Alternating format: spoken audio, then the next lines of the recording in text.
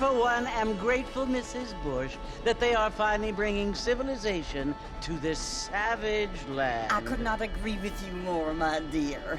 My daddy settled this land, and I know he'll be looking down on us, pleased at how we help the natives. Yes, they've lost their land, but they've gained access to heaven.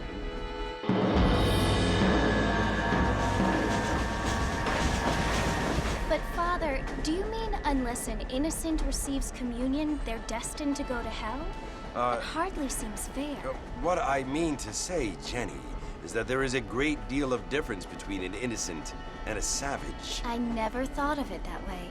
Yes, they lived like animals, but they're happier now.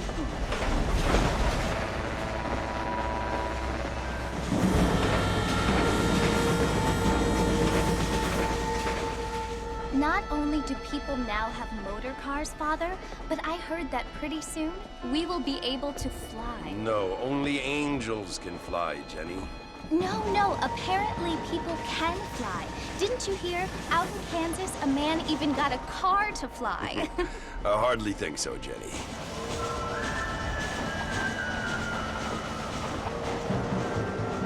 Apparently, Mr. Johns wants to run for governor, which is why he's so concerned with cleaning up the state. Nate Johns. Yes. His family is nothing but hillbilly trash that came here after the war. I don't want to be judgmental, but this state should not be ruled by such a disgusting family. A family without class. Apparently. The Johns family have made a lot of money, and he has a lot of friends in politics. Mrs. Bush, money isn't everything. There are many things that money cannot buy. It seems that money can buy voters, though.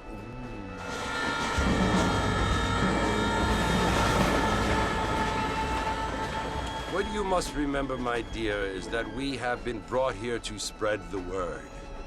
And the word and civilization, they are the same thing. They are the gifts. It is the opportunity we have, the chance to live among people who are decent and who do not kill each other, and who let you worship in peace. It's so confusing, Father. Sometimes I find it impossible to make the distinction between a loving act and a hateful one. I mean, they often seem to be the same thing. Yes, Jenny, it is confusing. But you only have to ask me if you need help. Indeed. Well, here we are, Mrs. Bush. Armadillo.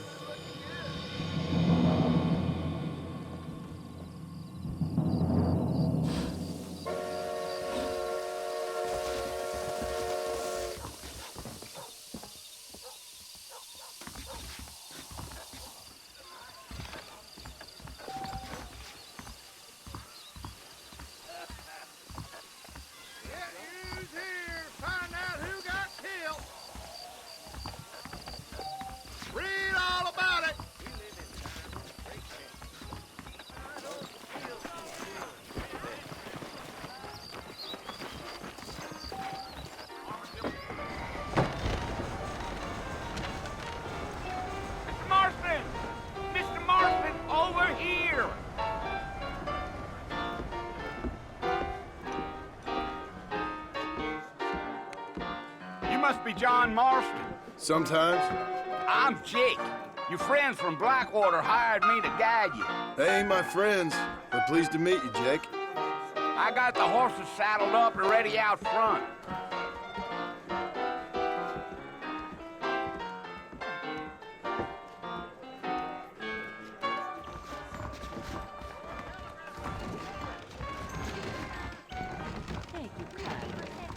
How do you do?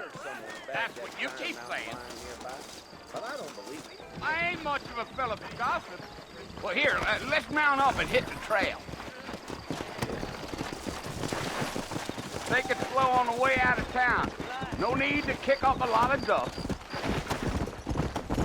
Come on.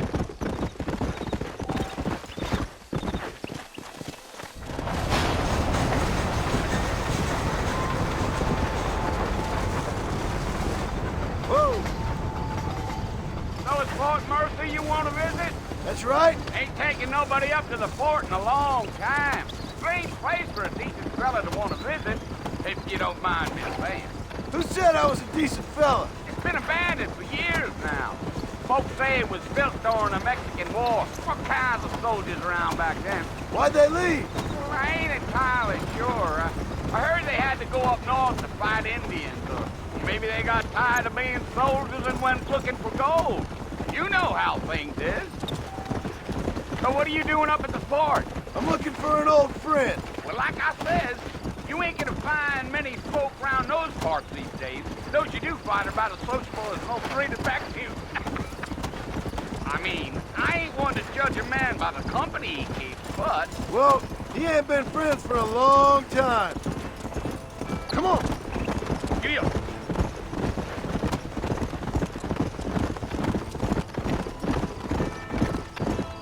Are you planning on spending any time in Armadillo, Mr. Marston? I doubt it. I ain't planning on staying very long. Well, if you're fixing for some female company, you can do a lot worse than Armadillo.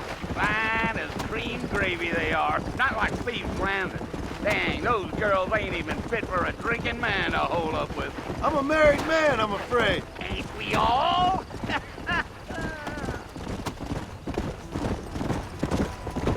Yeah.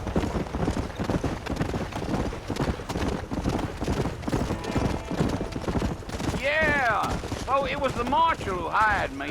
Lee Johnson, do you know him? I think I heard his name. Says he got a telegram from some Blackwater big bugs asking for a guy. I guess it's none of my business.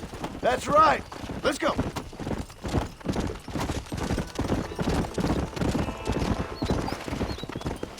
Deal. You ain't very talkative, are you? Nope. I'm just chewing the dog, mister. It's how I am. I don't mean nothing by it. Trust me. There's things you better off not knowing.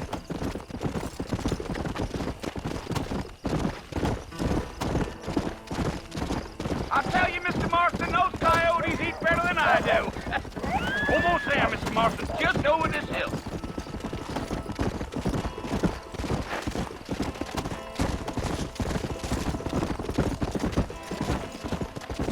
Oh, now. Listen, mister. This here is what's left of Fort Mercer. Some gang rode in and took the place over. So I understand. This is where we part ways, friend. You have yourself a good time.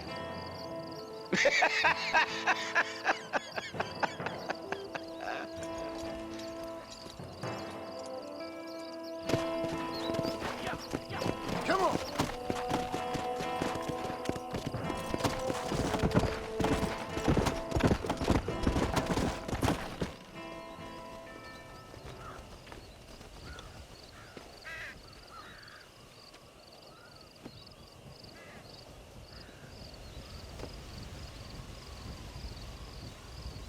Bill! Bill, I've come for you! Bill Williamson! Come out here right now! Go away now, John. Don't make me kill you. Nobody needs to kill anyone, Bill. You must think I was born yesterday. You always did think I was an idiot. That ain't fair, Bill. You were as my brother. I've come to try to save you. Oh. Do I look like I need saving? Bill, please. They want to kill us all. I can help you. Well, you never tried to save me before. You only seemed to save yourself. Bill, I implore you think about this. You implore me? You implore me. You always were one for fancy words. Oh. Well, things are different now, John. Now I'm in charge! No more Dutch! and no more you. Implores. I implores you to go back and tell them to send someone just a little bit more impressive next time. Well?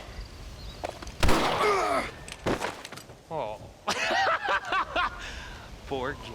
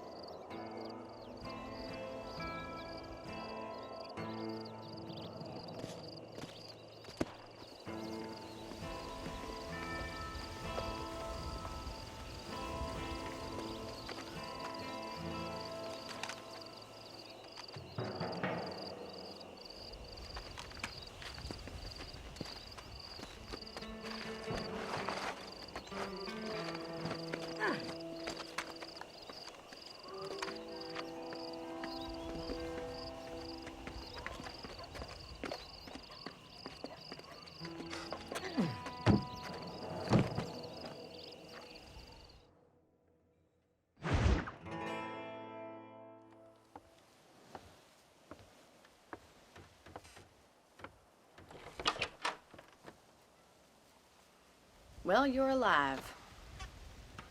So it would seem. So, how do you feel? I don't know the polite word for it. I do. Stupid is the word we use around here.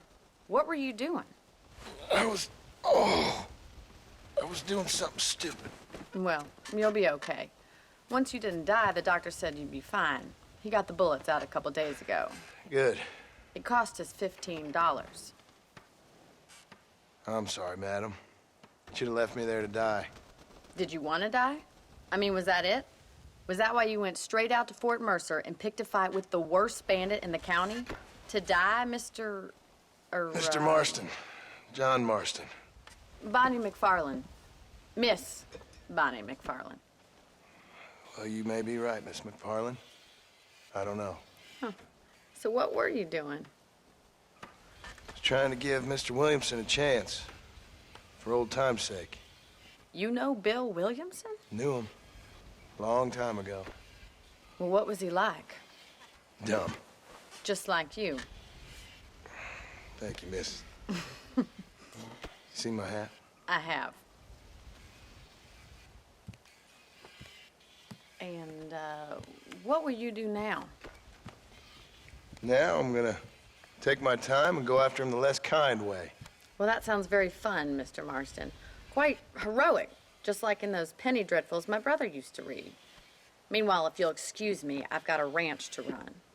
Of course, if you're feeling better, why not take a ride with me later? Help me patrol the perimeter. You can earn back some of that money we wasted on doctor's bills. Of course. And thank you. For saving my life, I mean. Next time, Mr. Marston, I strongly recommend you don't try to lose it quite so earnestly. I'll bear that in mind.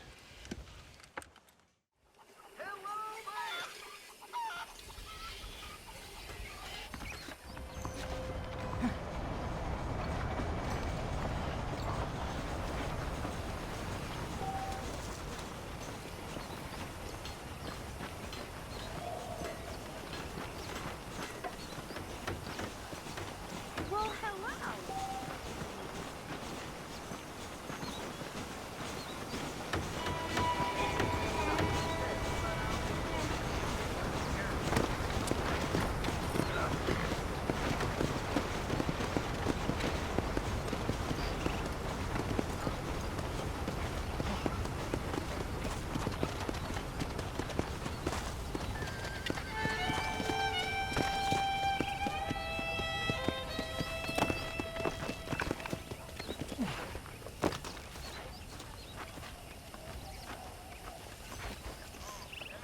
Mr. Marston, back in the land of the living, I see.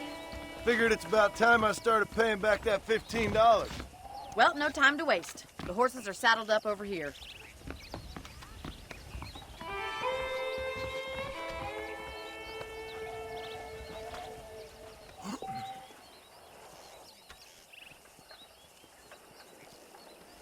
I don't have time to be waiting around.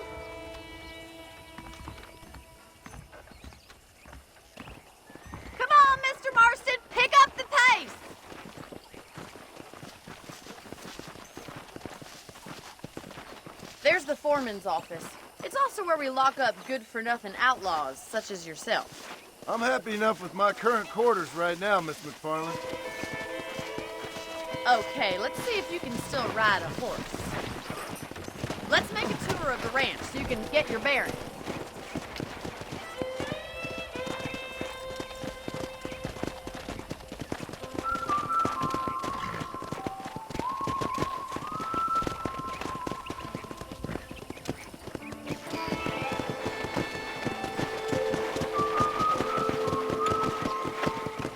Very convenient. I don't think I've ever seen a ranch with its own store before.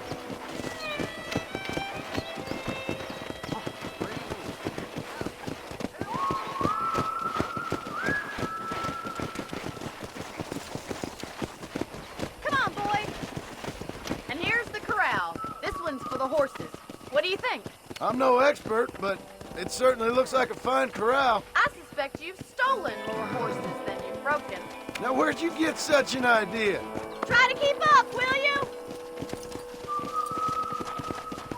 Whoa there.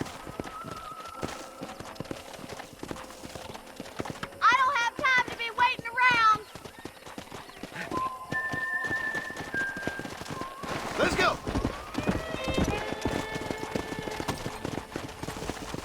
Hello.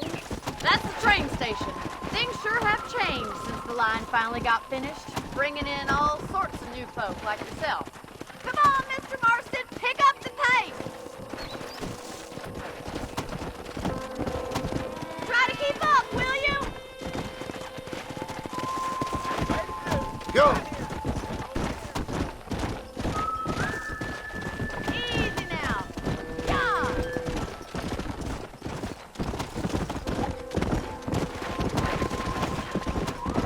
That's the barn over there. Paul built it himself when I was just a little girl. I don't have time to be waiting around. Giddy up! Let's go! And here we are, back at the house. Let's stop for a while before we head out on patrol. You'll get no complaints from me, Miss McFarland. Whoa! Come on, this is the only chance you're gonna get to rest.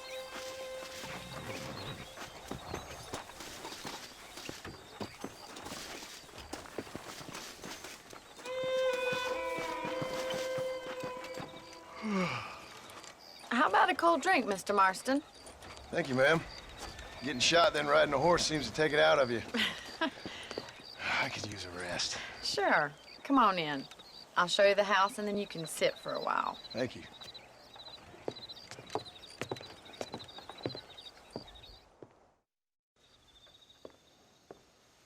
Mr. Marston, Miss McFarland. remember me telling you about the trouble we've been having with rustlers and other undesirables? I do? Will you help me keep watch on the property line this evening? Sure. I want to see just who is trespassing on our land. This is a fine weapon. Come, let's head out. The country is really beautiful at around this time.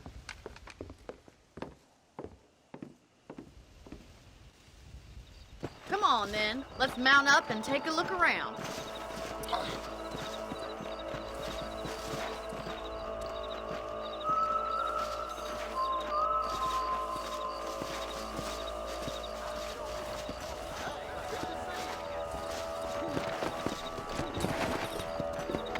Let's go.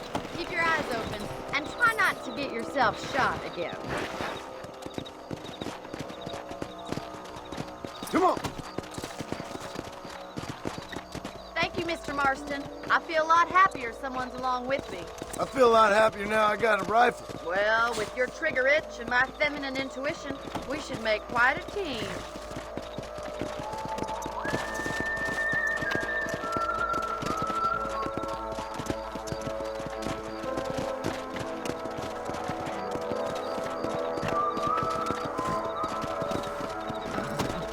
God damn it, these rabbits are at it again. Come on, let's get rid of them once and for all.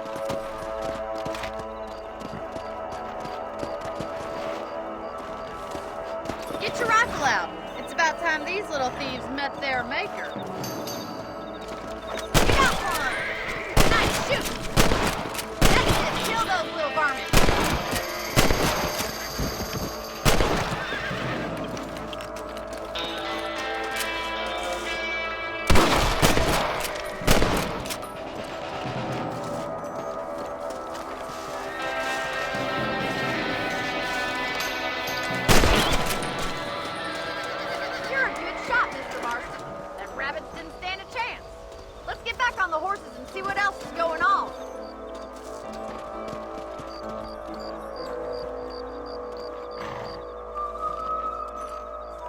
Let's get going. We've still got plenty of ground to cover.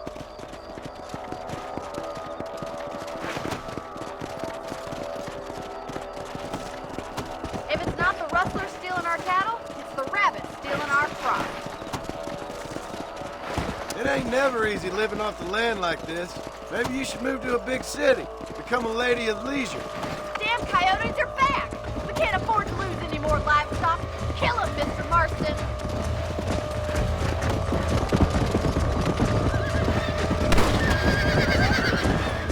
Yeah! That coyote won't be back! Come on!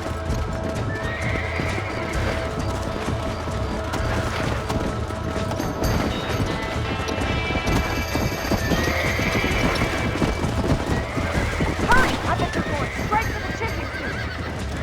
Good shooting, Mr. Marston! Nature's cruel, my friend. That's it! Damn coyotes!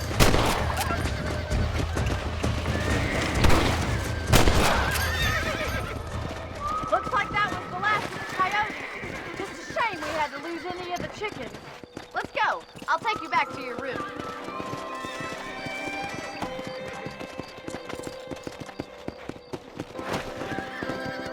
You know, you can actually handle a rifle. It's something I've had a little experience in. Maybe Bill Williamson did get lucky after all. Luck didn't really come into it, miss. You're a useful man to have around the ranch, that's for sure. But don't think I've forgotten what brought you here. We'll do whatever we can to help you. I sure appreciate that, Miss McFarland. This is you, Mr. Marston.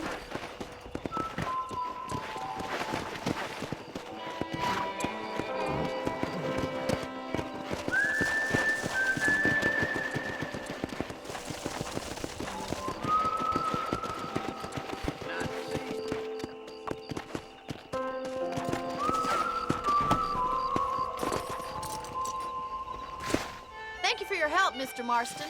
Makes me kind of happy I saved your life. Get some sleep and I will see you in the morning. Good night, Miss McFarland.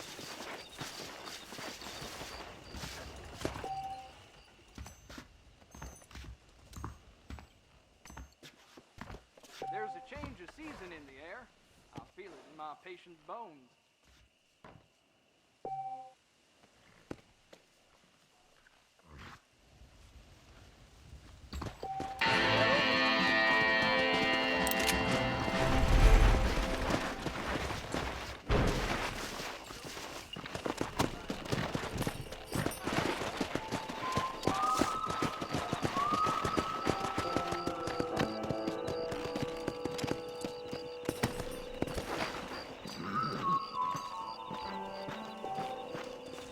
Hello there.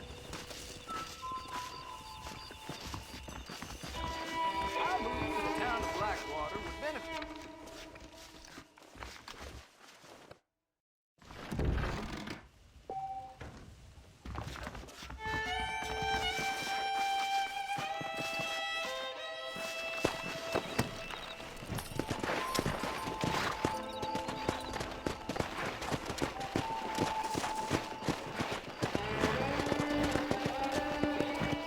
Let's go.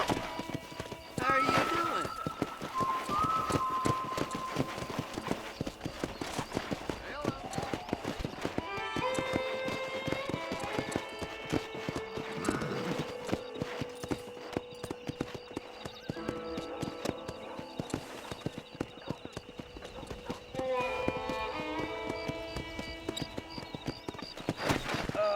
Hello?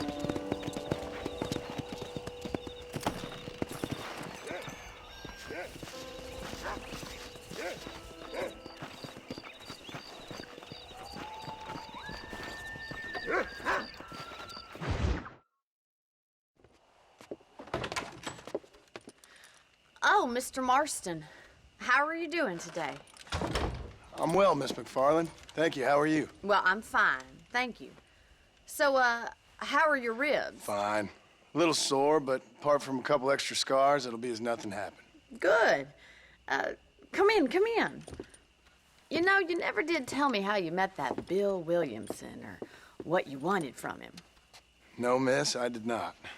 Well, why not, if you don't mind me asking? I certainly don't mind you asking if you don't mind me not telling. See, it's a complicated and somewhat pathetic tale, and by telling you, not only would I be putting your life in danger, but also threatening the lives of some people that I hold very dear. Well, I apologize if I seem to be prying.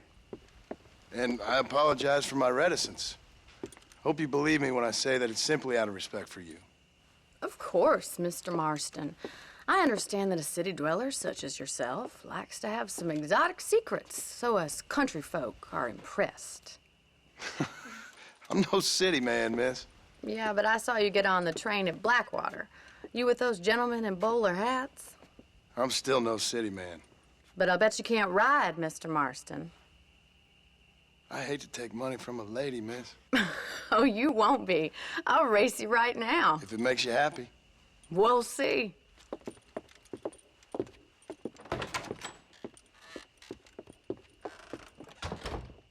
All right, I'll show you how we ride around these parts.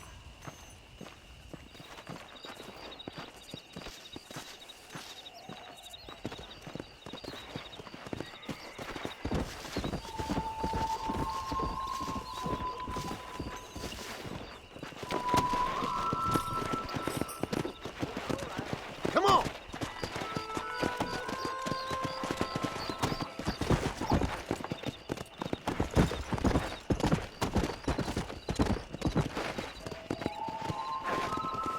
On the count of 3. 3, 2, 1, go! I trust you're not gonna be a gentleman about this. You don't know me at all, Miss McFarland. Come on! You ain't getting away that easily.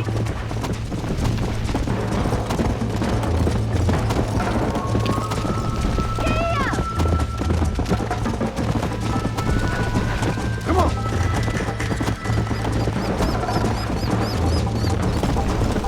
Come!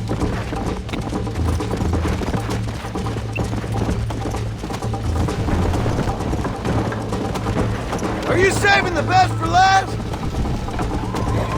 Come on. Should I wait for you to catch up?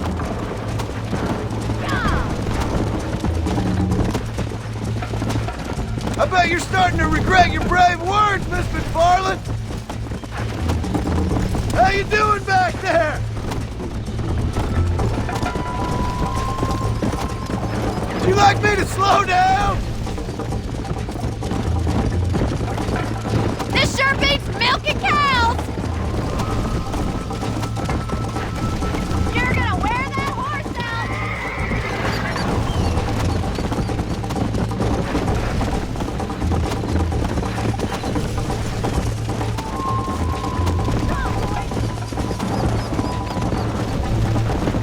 Let's go.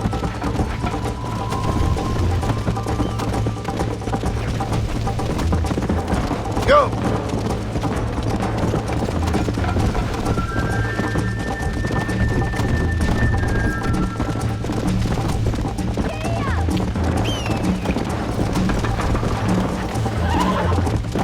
Let's go.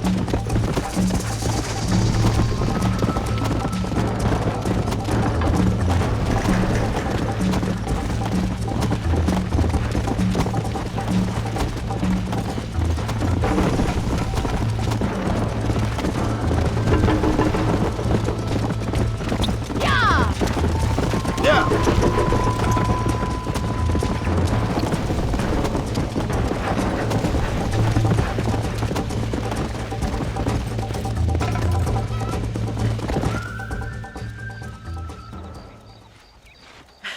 That was fun. Sure. You know, you should go pay the marshal a visit in Armadillo sometime. I'm sure he could help you deal with that nice Mr. Williamson. Yeah, I might just do that, Miss McFarland. You do whatever you think's best, Mr. Marston.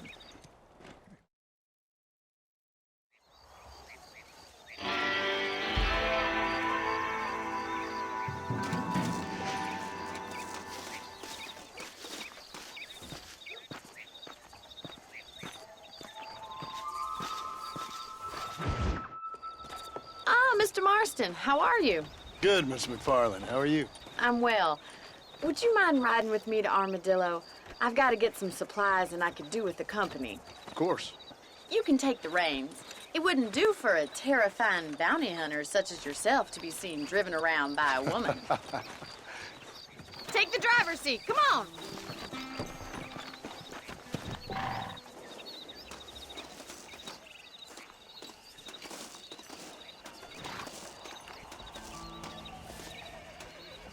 Is there a problem, Mr. Marston? Can we get going? You're looking much better, considering you were almost buzzard food a couple days ago. I have you to thank for that, miss. So do tell me, have you needlessly risked your life since we last spoke? No, miss, I have not. Well, that's a relief. Perhaps there's hope for you yet. I wouldn't bet on it. Oh, there's always hope, Mr. Marston. You can't be a rancher in this kind of country if you don't believe that. An admirable attitude, miss. I suppose so. I can't think of any other way to stay sane, to be frank. What about you? Have you ever given up hope altogether? Hope hasn't really entered into it. It's not really something I think about. A peculiar outlook. I can't really say I understand you. I can't always say I do either. Oh, don't be so deliberately enigmatic. Yes, you are. You are being deliberately obscure as a substitute for having a personality. I just know there are two theories to arguing with women, and neither one works. I'm not even going to dignify that gibberish with a response.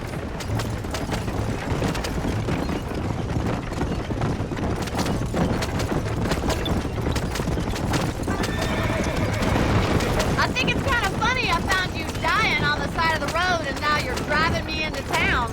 You have a strange sense of humor. Well, you must admit, it's an unusual start to a friendship. I didn't realize we were friends, Miss McFarland. Oh, please. Now who's being funny? Listen, I know that business with Williamson is your business, but I don't know. You've been good to us, and I don't think you're a bad man. A little stupid, perhaps, but not rotten. I just worry about you gallivanting around these parts like you're some kind of deranged bounty hunter. Like Paul always says, don't go waking snakes. I appreciate your concern for us lesser mortals, Miss McFarland. I really do. And if there was any other way out, I'd take it. I can assure you of that.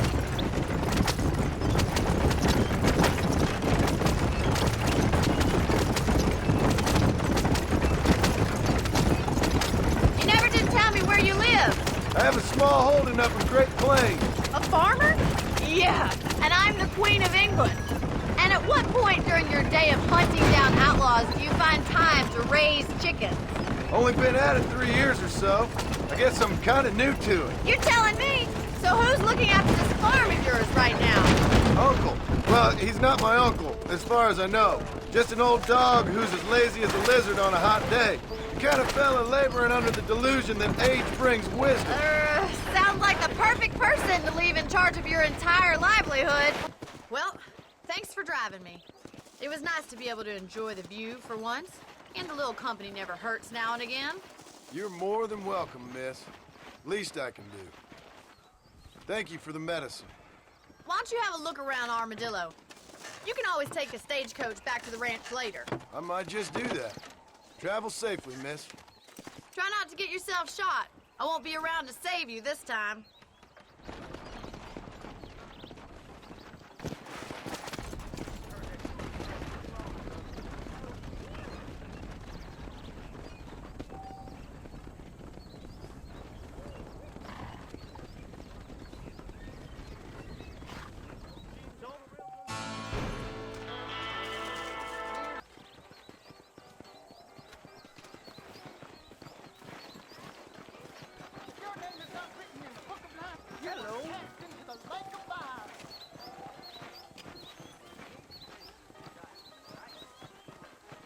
He will send out his angel to destroy you.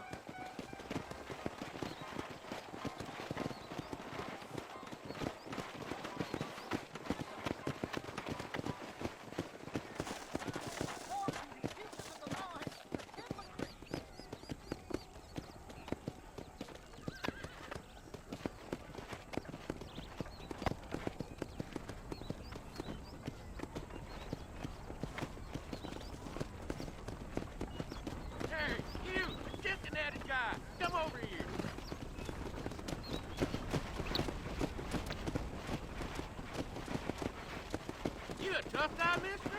I hope so. We gonna have a showdown.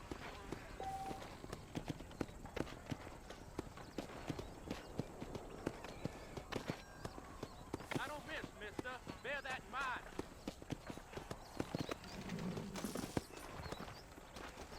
You're in.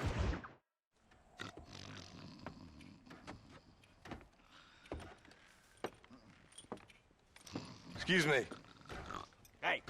Hey, you got a visitor.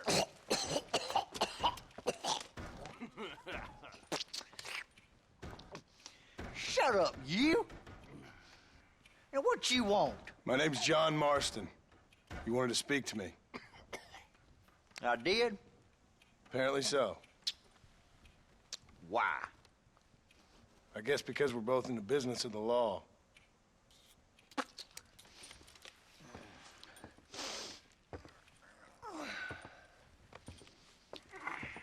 You that fella from the train company? No, I'm from Fort Mercer. Fort Mercer? You them one of them Williamson boys. Calm down. Go on, shoot him, mister. Shoot him. Come on, what, you getting kicked with me, boy? What's going on here? I got me one of them Williamson boys. I got me one of them idiots who give marshals a bad name. Jonah, put your gun down.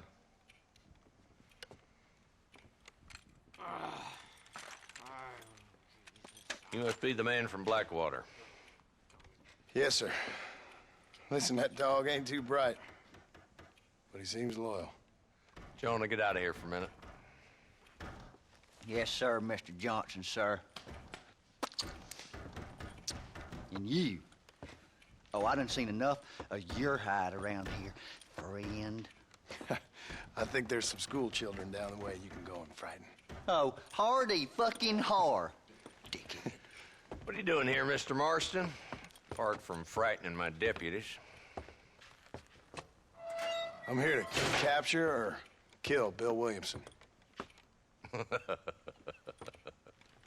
Okay. Can you help me? He's outside my jurisdiction. He's in the next county. Of course, Bill Williamson and his boys have tended to keep themselves away from my town. So you're happy to have him out there? Well, I ain't happy, but I also ain't suicidal. My job is to keep this town safe, not clean up all of these 3 counties. It's hard enough around here. You know, I hear you speak, and suddenly I'm reminded of how some of the people I respected most in my life had a problem with authority. What's wrong with you? Well, I'm sure you and your fine friends have enjoyed spending your time running around pursuing noble causes. My cause is to keep this town from turning into a living hell for the folks who live here. Whole world has problems, mister, and I'm here doing what I can. Why? What's happening? Right now, I got the railway, the people who pay my salary, trying to get me to turn a blind eye to them burning down settlements up there. I got a bunch of cattle rustlers out near Box Canyon needs shutting down. Not forgetting the gang that keeps murdering homesteaders out in the back country. And I got a bunch of hoods over in the saloon, drunk, threatening to shoot up the whole town. That's all I got today. But it's early yet. Give me a couple more days. There'll be more. All right, tell you what.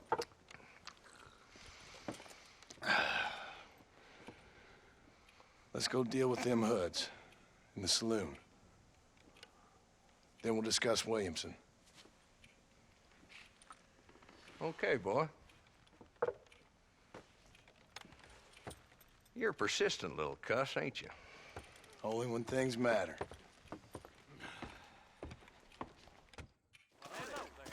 Let's head over to the saloon.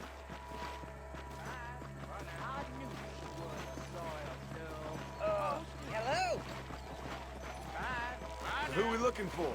A bunch of 2-bit hoodlums, led by this fella called Walt. Goddamn road agents who prey on the stages coming in and out of town. Drivers in Armadillo spend more time with their hands in the air than on the reins these days. And you're happy to let them drink in your saloon? Happy? No. But the way I figure it, better they're carousing in there than out robbing decent folk. That's an interesting approach to law enforcement. I do what I can, Mr. Marston. We ain't the government.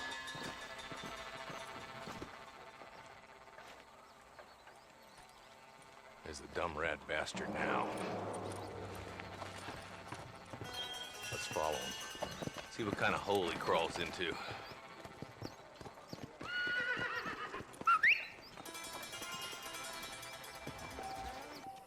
Walton's the top screw. Let's get after him. God damn it, he's on to us. Get after him.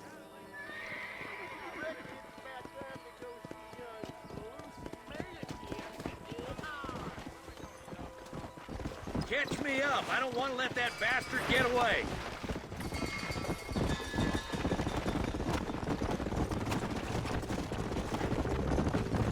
Where do you think he's headed? They use Twin Rocks as a bait. They got hideouts all over. Come on.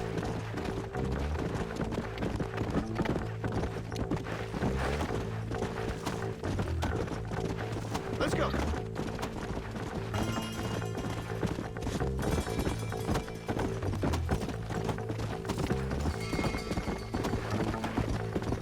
Yeah. What are you doing back there, Marston? Come on.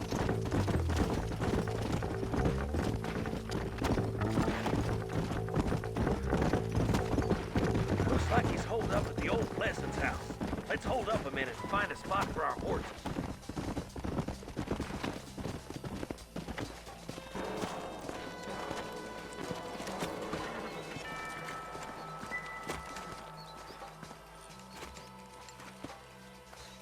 Looks like we got company, boys.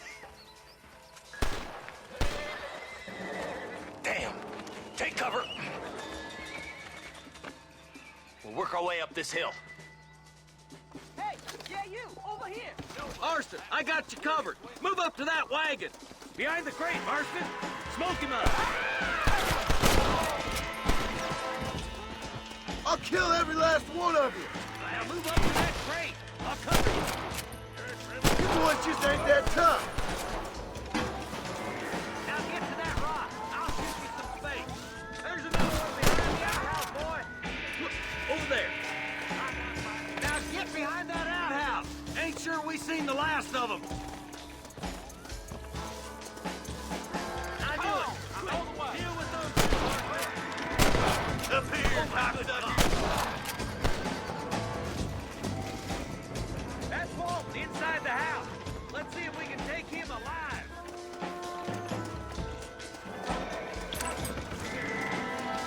Good Lord above. Excuse me, boy. I'd have preferred him to swing. But I guess beggars can't be choosers. At least we got some son of a bitch. Not a bad shot, Mr. Marston. Why don't you check in with me next time you're in town? I don't want to be no policeman, Marshal. Nor did I, my friend. I can promise you that. I'll see you soon, Mr. Marston. Yeah.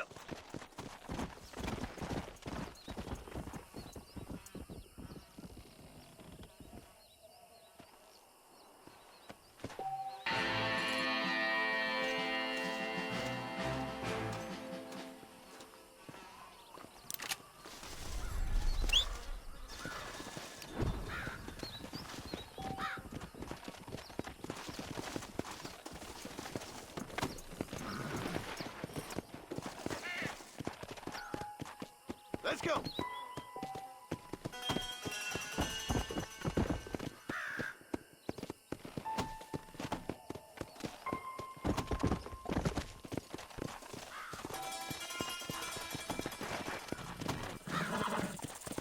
Whoa there.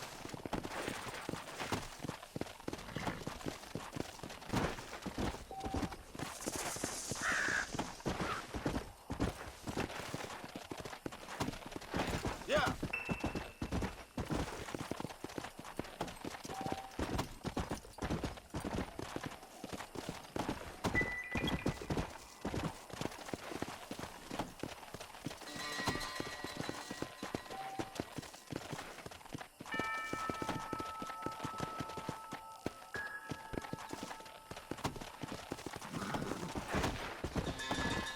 Come on.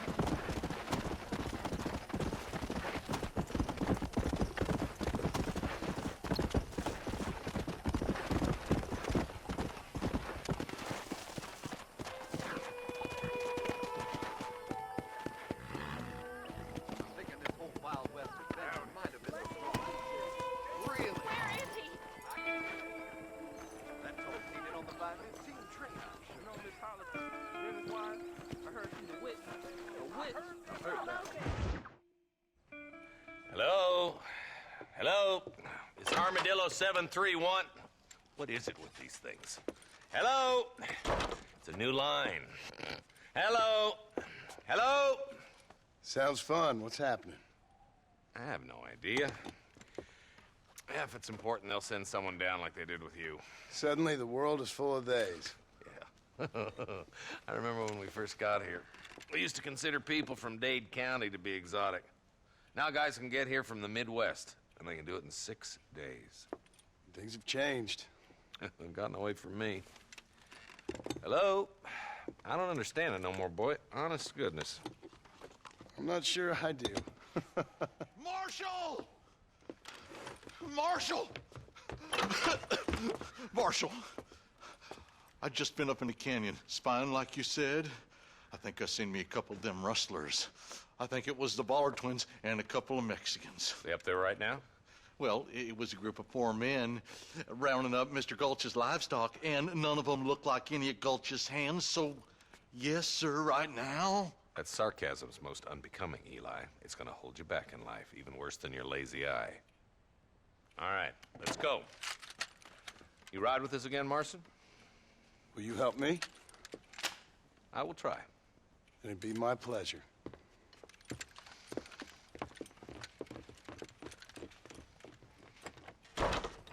Why me?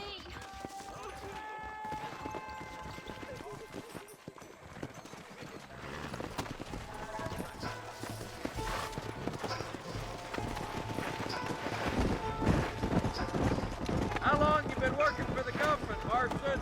I don't work for the government. Well, I got a telegram from some federal clowns in Blackwater that says otherwise. Are you some kind of vigilante? You don't look like no government, boy. I guess it's complicated. I came because it was made impossible for me not to. We need to stick together, boy. Them rustlers might be waiting for us. I'll be honest with you, Marston. I ain't for all this government interference. Believe me, Marshal, neither am I. Stay with us, Marston. You never know. Ballard twins might have set up an ambush. Keep up, boy. We don't want to miss the Ballard twins. So I hear you and Miss McFarland are like a hand in glove these days, Mr. Marston. Come on, Marston. I don't want to lose those rustlers. Pound leather, Marston. We need to meet the others at Pike Basin. No need to be wasting energy on idle banter now, boys. Let's save our breath for the Ballard twins.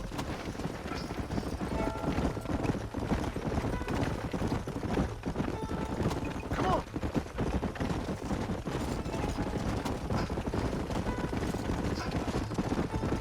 Nearly there.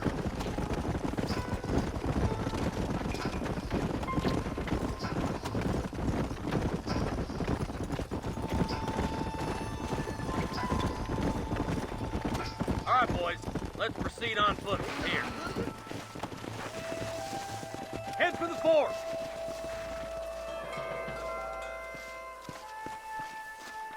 Be ready, boys. We're probably going to be outnumbered. And those bastards ain't short on firepower, neither. Let's see how many there are. If we can take them alive, good. If not, smoke the sons of bitches. Music to my ears, Marshal.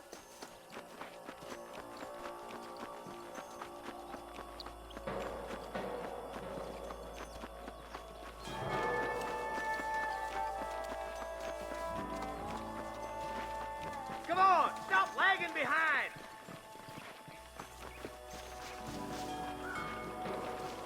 Rustler, find some cover.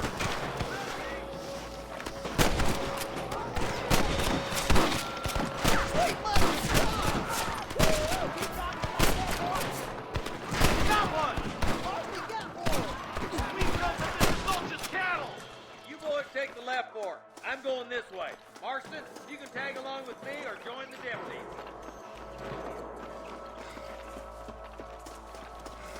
Look, over there.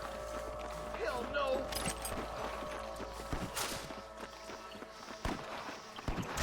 Me and you again, Marston. Let's hope this goes as well as last time. Hellfire!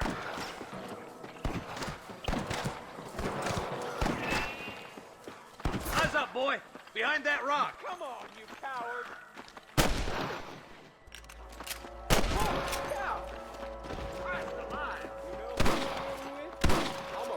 Tell the Ballards to get themselves up, or we'll kill every last one of you! All right, come on, Mark.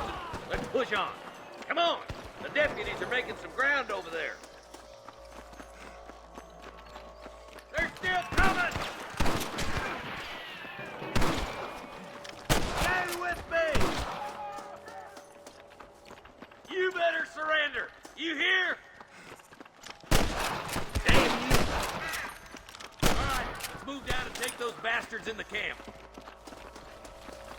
There's one of them. Nice and steady now. Don't leave yourself open. Put down your guns and surrender. I see one of them. Good shooting, boy.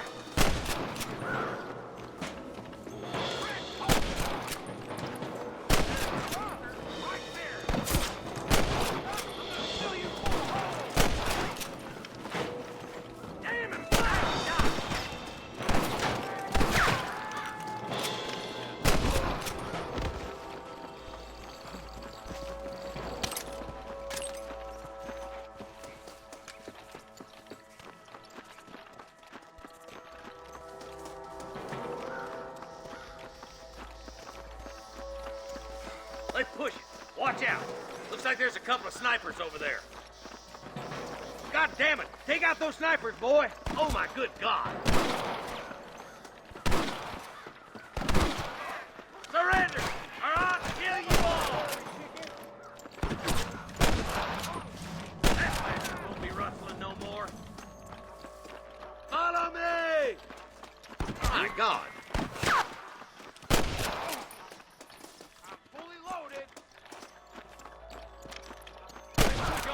It sounds like the deputies could use a hand. Come on! Let's get these sons of bitches! Come on, let's keep them arrested.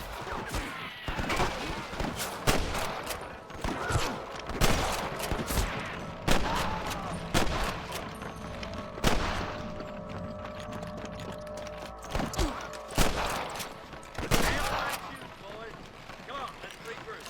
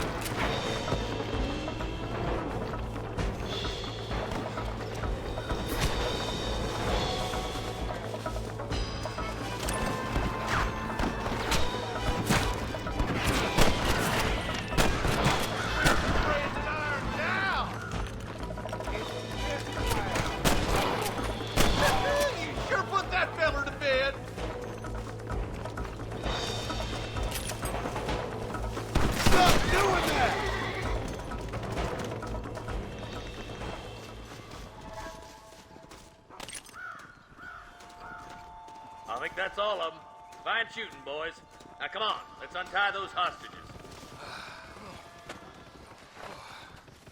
Thanks, Marshal. We're indebted to you with our lives. Just get them cattle back safe. All right. Oh, thank you. Oh, thank you so much. Thank you. Well done, Mr. Marston. Yes, well done. Now, about Williamson. I'll do what I can. You know, as you can see, this country is infested with all manner of scum. Say that again. Well, one other thing, Marston. Mr. Johnson, sir. It's Mr. Wes Dickens. He's missing. Who? Mr. Wes Dickens, the tonics merchant. He was due in town last week.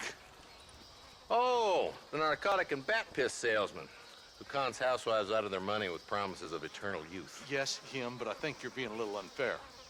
He's helped a great many of the county, and many of the townsfolk are really missing him. You hear that, Marston? We just butchered a gang of thieves, and the town is up in arms about a missing snake oil merchant. I am so glad to be serving such a wise and respectable people. Come on, Eli.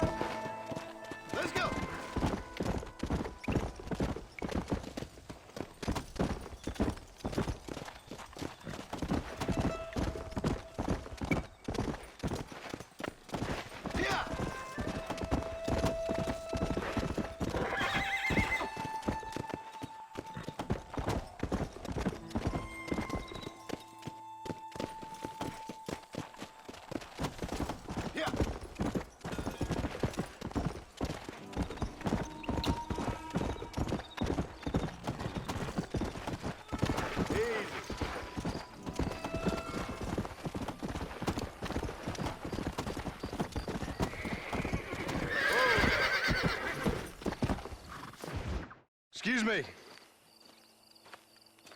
Excuse me, sir. You need help? Mister, you alive? Fuck. God damn it.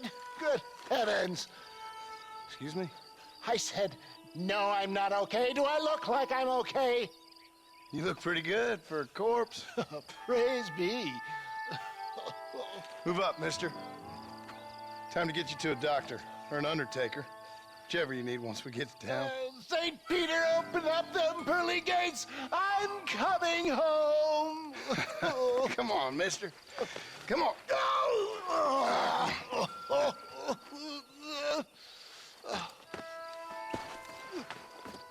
Hurry, sir. I'm bleeding like a badly butchered hog. You'll be fine. Just focus. You better take the reins. I don't think I'm strong enough. I'm finished. Done for. Just sit up straight, will you?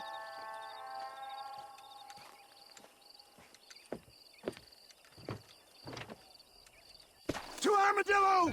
Godspeed!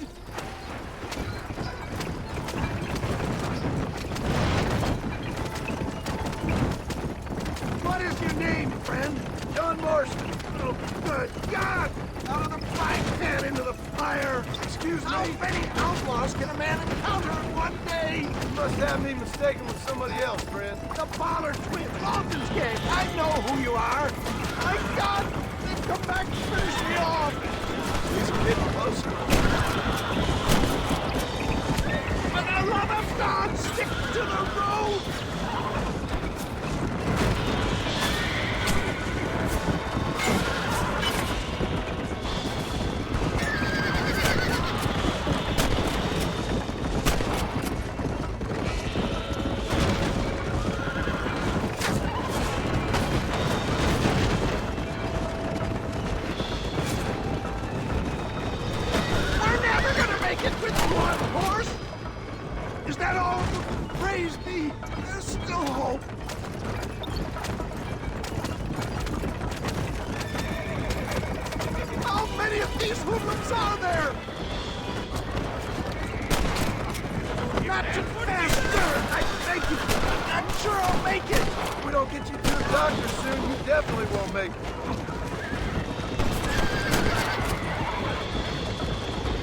What the hell happened to you? Bandits! Hoodlums! The scoundrels robbed me blind and left me to die! There's Armadillo! Faster, John! Faster!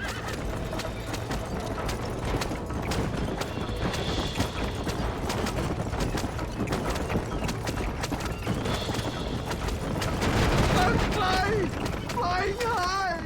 Death, I embrace you. For Christ's sakes, man, you're gonna be fine. We're nearly there. Me into your arms. You need more than a doctor, my friend.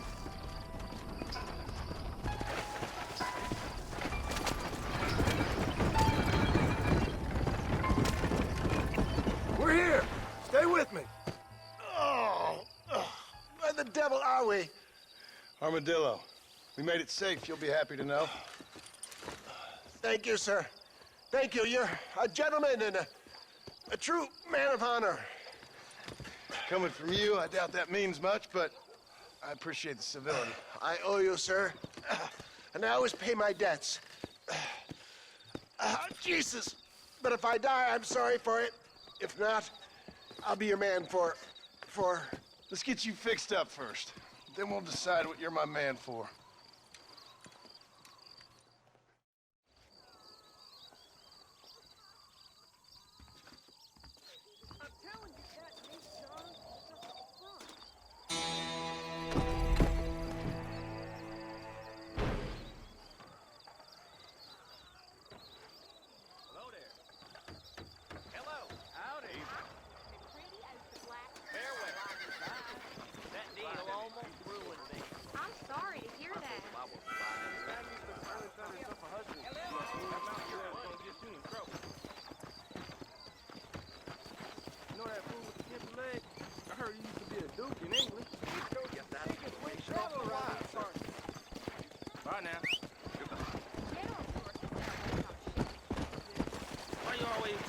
this person and that person.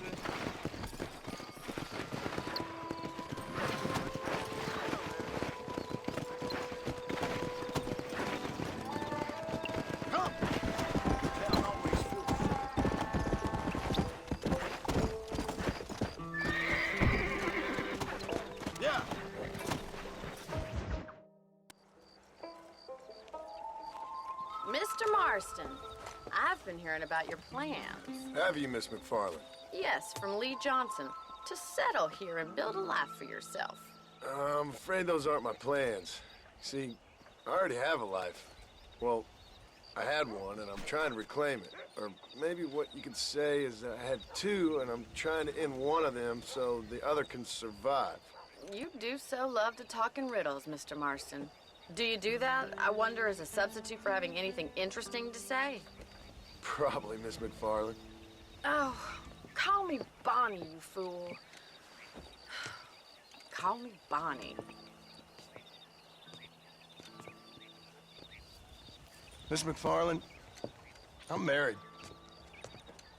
I have a son. I had a daughter, but she died. Years before that, I rode in a gang. We robbed banks, trains, held people ransom. We killed people we didn't like.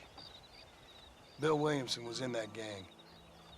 Now, if I don't capture my former brother in arms, great harm will befall my family. Now, I don't suppose any of this is very interesting to you, but I hope it explains why I wasn't so eager to talk about it. No, I do understand. I had no idea. You poor man. Even in this new country, memories don't really fade. My father was an illiterate Scot born on the boat into New York. He never saw his homeland, but to hear him talk about it, you'd imagine he only ever ate haggis and wore a kilt. And he hated the English for what they had done to his great-grandparents that he'd never met. People don't forget. Nothing gets forgiven. That's true, especially when it comes to money. And you know, even now, after all his labors, my father's debts are still terrible. I worry every day about us losing the ranch. It would kill him. My father died when I was 8 years old. His eyes were, well, let's just say he was blinded in a bar fight south of Chicago. My mother died during childbirth. She was a prostitute, and he was her, well, I don't know what he was. So I was sent off to an orphanage and ran away and fell in with a gang. My word. What a difficult life you've lived. The leader of the gang taught me how to read, taught me how to see all that was good in the world. He was a great man in a way. But you killed people. Sure. And I've suffered for it. And that's the life I left, or tried to leave. Said too much, Bonnie. I'm an uneducated killer, sent here to do all I can do well. Kill a man in cold blood so that another man may do his part to cut crime in an area, and a rich man can be elected governor on the back of these promises. Civilization is a truly beautiful thing, Mr. Marston. Listen, can you help me? Well, I can try. What do you need, money? No, nothing so complicated. I need an extra hand to take out the herd to pasture. Sure. Point me in the right direction.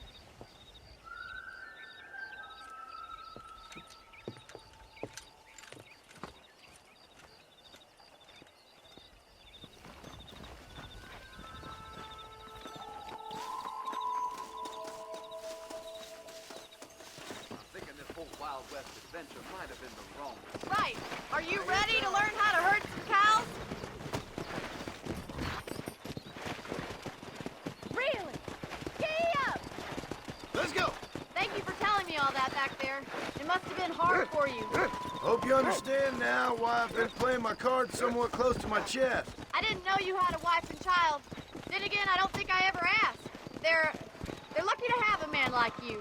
I ain't so sure about that, but thank you.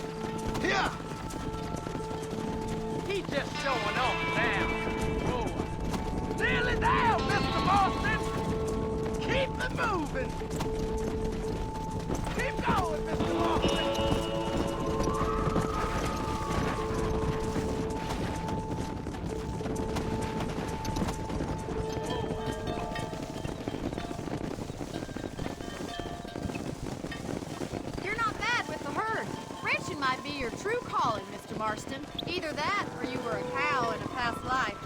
Thank you, Miss McFarland. I'll see you later. I have work to do back at the ranch. Let's hit it.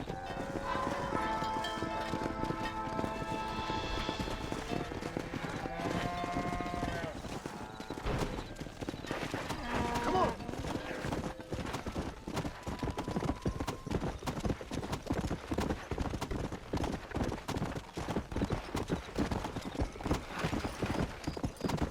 Come on.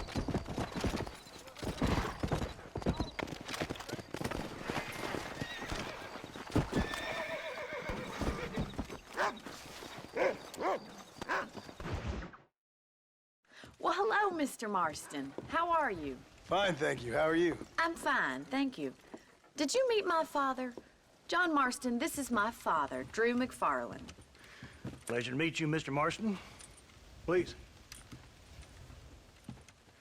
So, my daughter informs me that you're here on some secret mission to remove some undesirables from the county.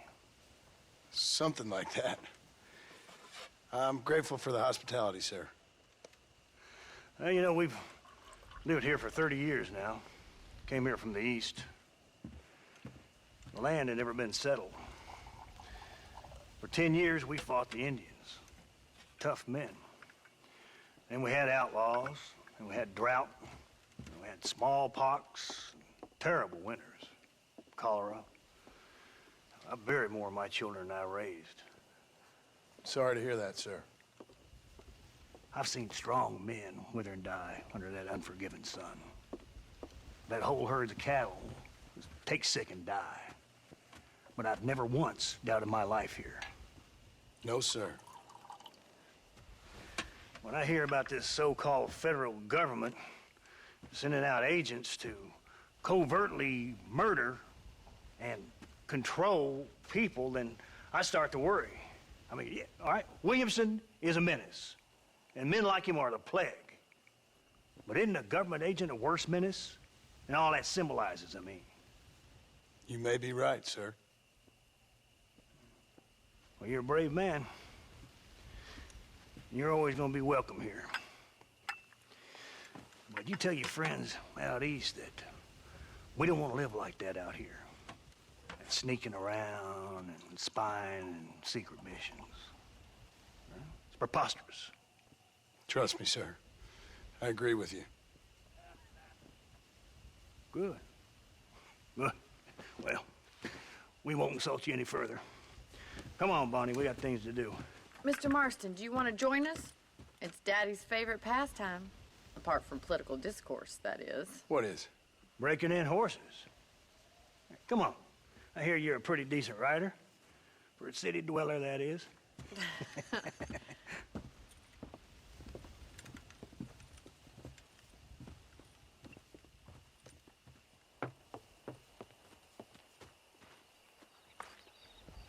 You're gonna need this, Mr. Marston.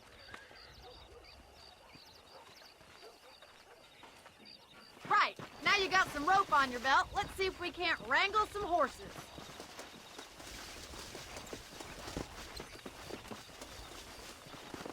Whoa there!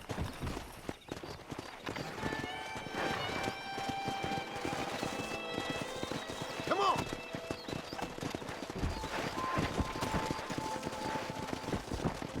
You sure have some interesting theories on what the government's doing, sir. They ain't theories, Mr. Marston. I saw the telegram Marshall got from Blackwater. It ain't exactly a state secret who sent you. Well, is he wrong? I saw those men from the train. The government can go to hell if you ask me. Those sons of bitches would steal a coin off a dead man's eye. Mr. Marston! He's right. Now, I don't know much about politics, Please, Paul, can we just enjoy but the I ride? know we're only as free as they say we are. Power's like a drink. The more you have, the more you want. And there's few men who can handle it. There's certain things in this country a woman could do much better, if you ask me. I ain't gonna argue with that, Miss McFarland.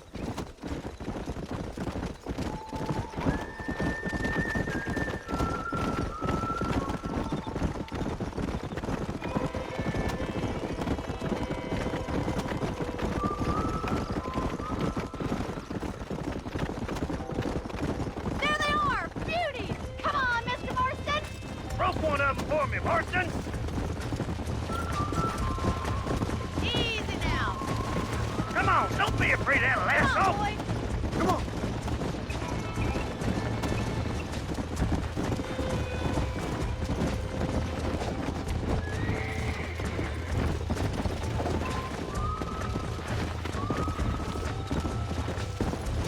All right, coming to help you. Wow, and he's a fighter, that one.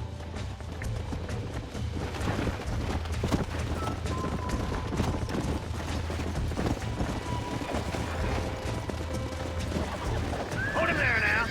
Giving him too much rope to play with.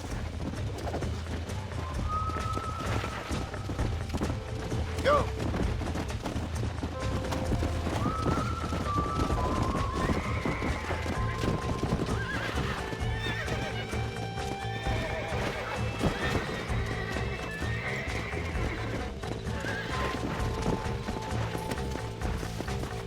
Steady on that grip. Come on, then, You're Bronco doing Buster. fine. Up you get. Easy there. This Come on, don't feel let's too go. good. You're mine now. Take it slow now. You'll have this in no time. Show me what you got, boy. Let's see Relax it, boy. now. Mr. Marston. Come on. Come on, then, Come on. cowboy. Nearly got you. That's it. Don't give up. God damn Are it. you trying to break your own horse there?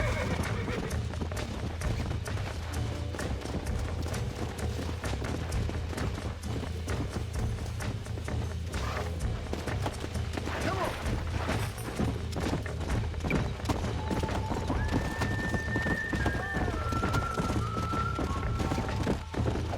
Come on. Relax.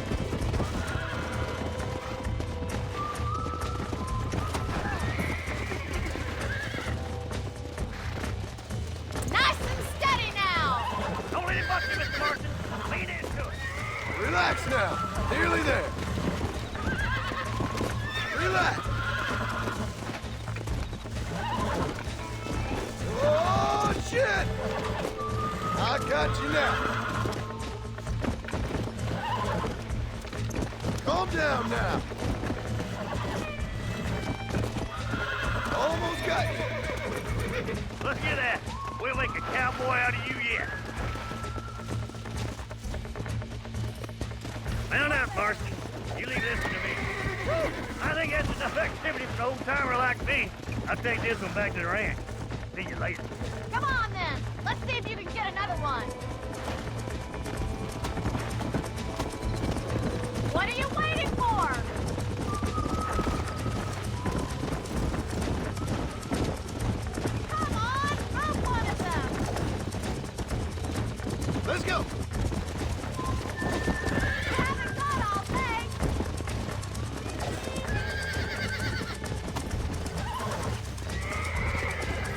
That's it. Clean with them. Come on, come on, come on. Come on, baby. Calm down. Whoa. Relax now. That's it.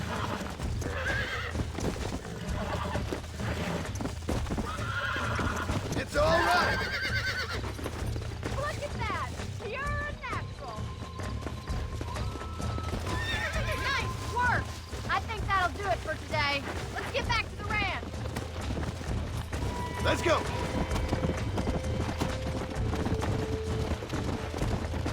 I like your father. I'm glad. He's quite a character. You have a good life here. The life I want. For me and my family, I mean. We don't have a lot anymore. You have enough. It's one that gets so many folks in trouble. It'll sap your spirit and make you poor. But it's straight. And it's decent. There's no better night's sleep than after an honest day's work.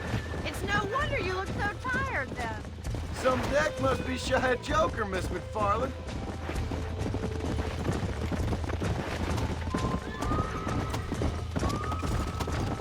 Who'd have thought you'd be such a natural at busting broncos?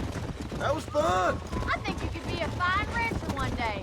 If you can bear to stop killing people for a living. Sure.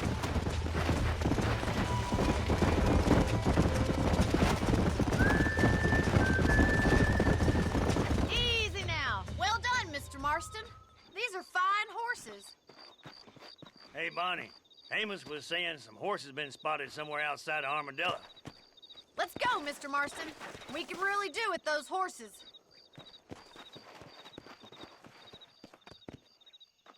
Come on, Mr. Marston. Let's head for Armadillo. You never did tell me why you were never married. Aside from the snobbery, that is. You sure ask a lot. Tomorrow I'll teach you about rain. I'm just surprised, that's all. You must have been quite a catch. The fact that you're talking in the past says it all. No, that's not what I mean. You must have had some suitors, that's all I'm saying. Some, I suppose. Here and there. A ranch in the middle of Hennigan's Stead ain't really the place to find a husband. Amos, he's a little, well, you know, countrified. Where'd you get your airs and graces, Miss McFarland? From a couple of cheap governesses Paul hired to save us from being savages. I'd like to talk about more than just cattle and chickens sometimes, that's all. And after my brother left, it was up to me to become the man of the ranch. He never admitted, but my pa's a lot frailer than he looks. You're worth two of any man I know, miss. I'll try to take that as a compliment. In many ways, my wife is kind of like you, Miss McFarland. Is that so? She's always been a woman in a man's world. You don't talk about her very much. Looks like the ranch hand's up ahead.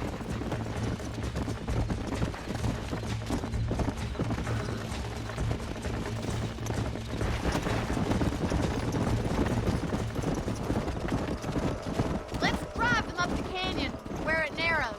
We'll trap them there.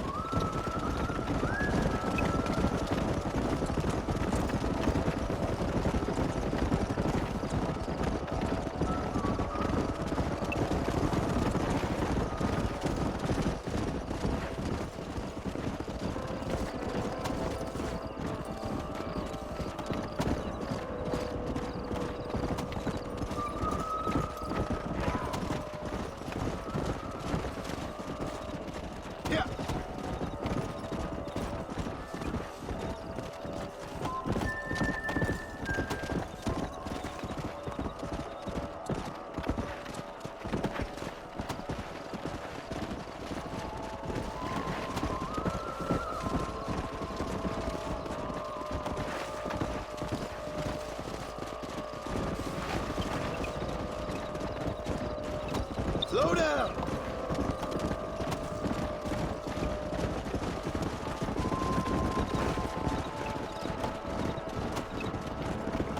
Yeah!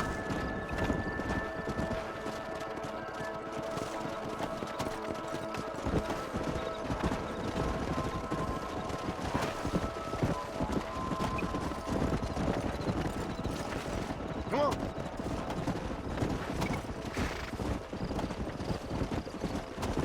Whoa! Come on!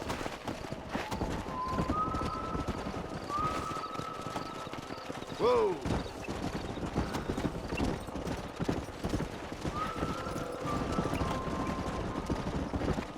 Come! Come on!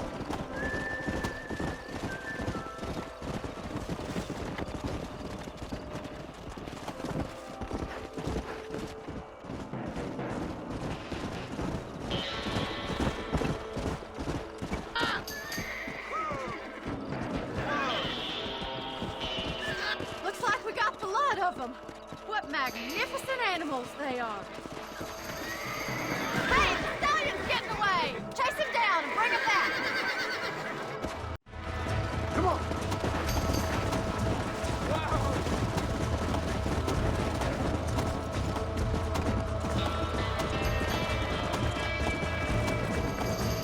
Come on! Let's go!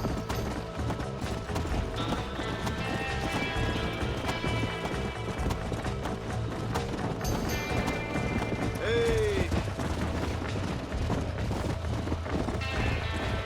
Let's go!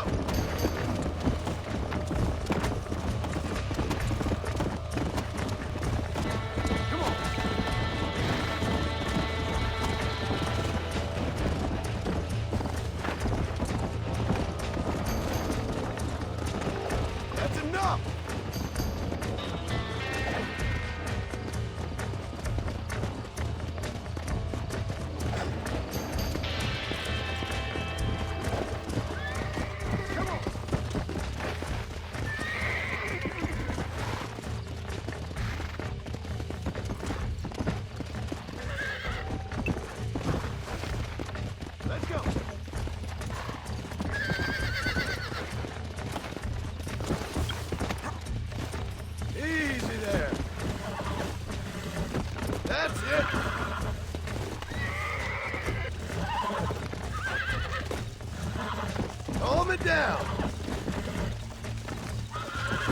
on. Come on, nearly got you.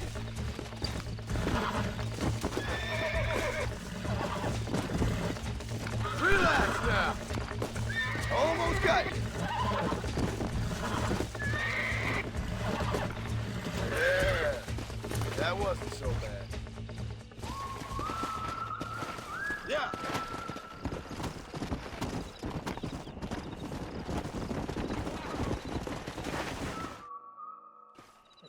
Thanks for your help today, Mr. Marston. We got some fine horses. You know, why don't you keep that stallion as your own, as a thank you from all of us? Thank you, ma'am.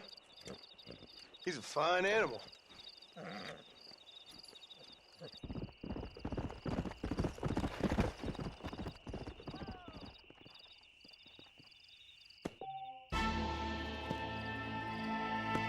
Come on.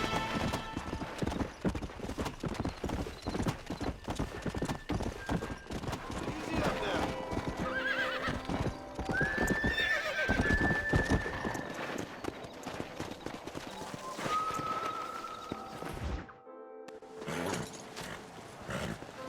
Come on, let's go! Get him in there! Come on! Amos! Hey, miss, I got most of the horses secure and the chicken. Well, thank you, Amos, but it's the herd I'm worried about. I know, they're scattered all over the valley and beyond. The weather is coming in real fast. So what do you suggest, Amos? We leave the herd out there to be scattered by the storm and ourselves left here to die without a livelihood? Can I help? No, miss. If the men get caught out in that storm, they're gonna die. And if we lose our herd, we'll all die, you stupid man. Doesn't sound like we're left with much of a choice then. Come on, Amos. Round up your men. Let's get the herd. Dang.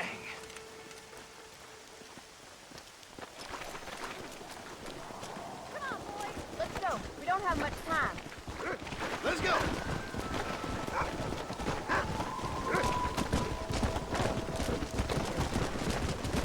That sky don't look good.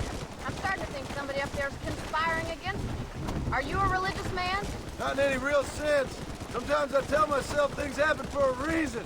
Like what brought me here was fate come a-calling.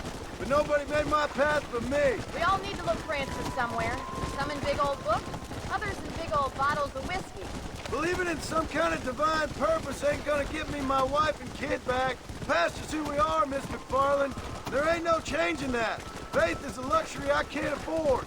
We have 2 herds out grazing in different pastures. We'll need to merge them and bring them all back.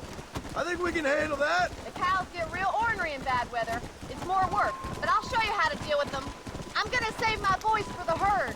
It's gonna be hard shouting over this storm.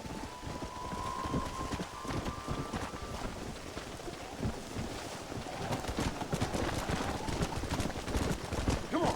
Whoa there! Load up now.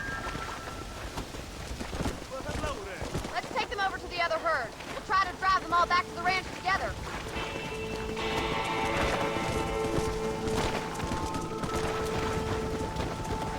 Come on.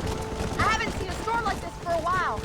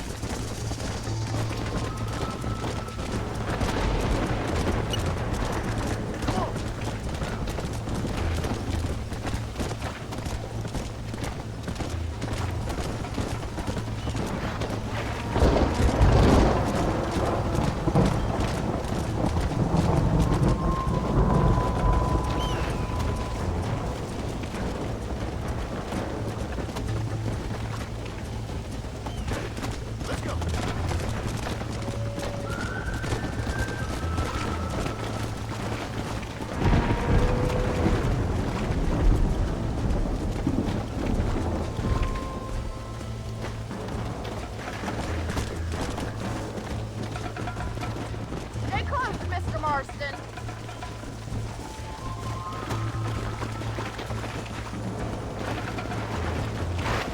Come on, I can't do this all by myself in this weather. The storm's getting worse. What are you waiting for?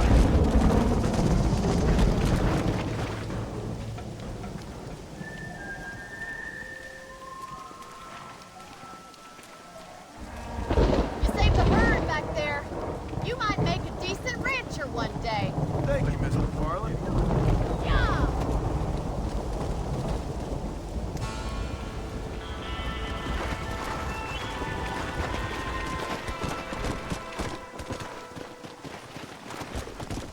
Come on.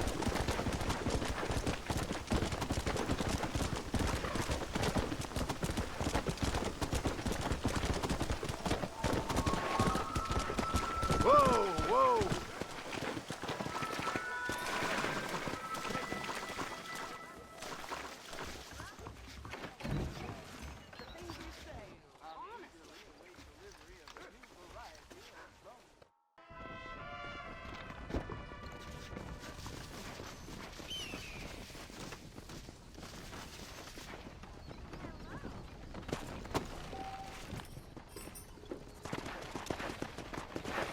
Yeah.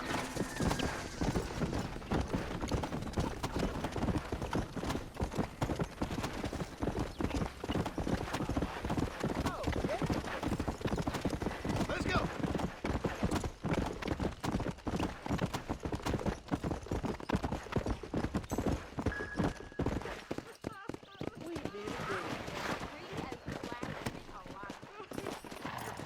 I'm a terrible mother. Hello. Farewell. Mister? Howdy. How do you do, mister? He's just a boy.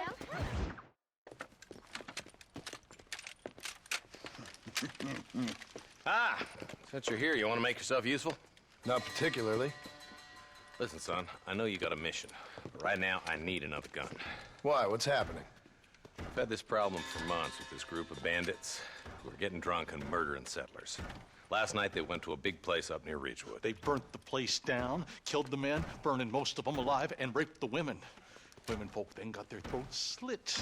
One of them survived and walked in here this morning. Anyway, we got a posse gathering up near Ridgewood. Will you ride with us? All right. Thank you, John Marston. It's gonna be a bloody job. Huh. I don't think I know any other kind, sir.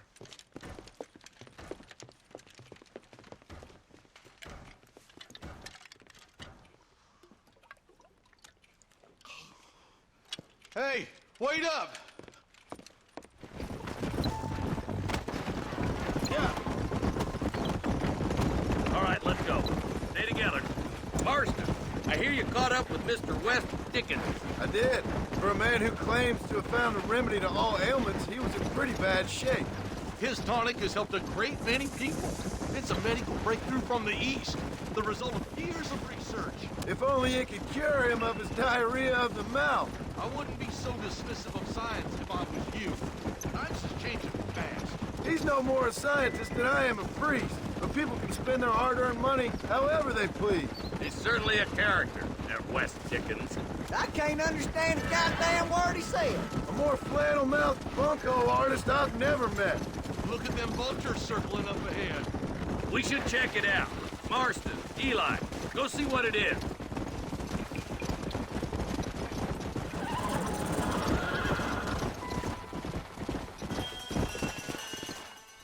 Ain't no survivors here, Marshal!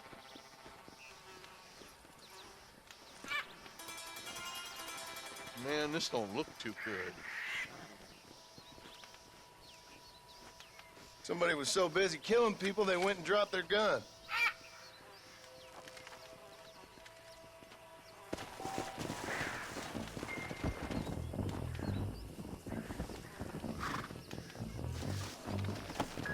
Come on.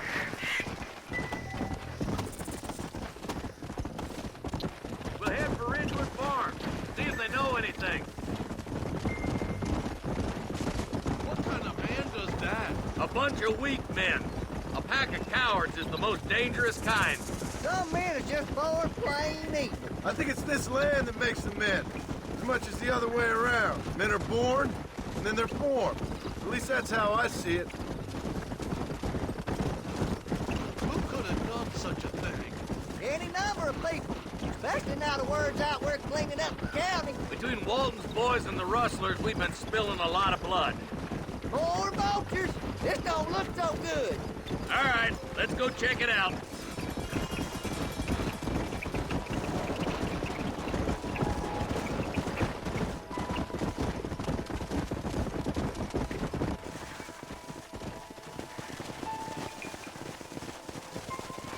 Man, more dead bodies. And the fire's still smoking. Those scumbags must still be around. Come on.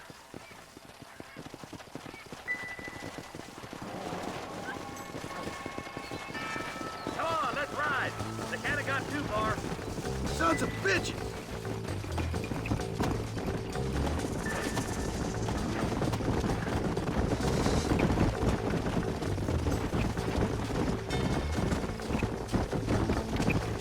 Place looks deserted.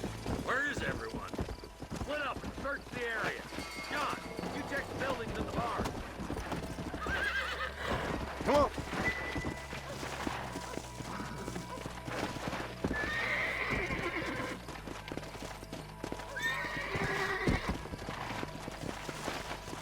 Yeah!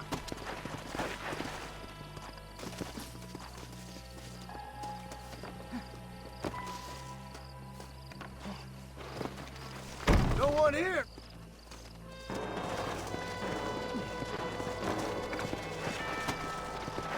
Yeah! Whoa there!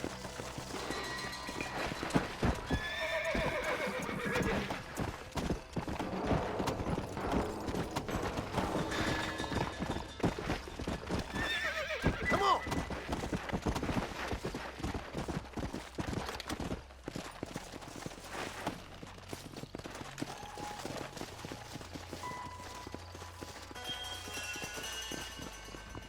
Shed's clear, Marshal!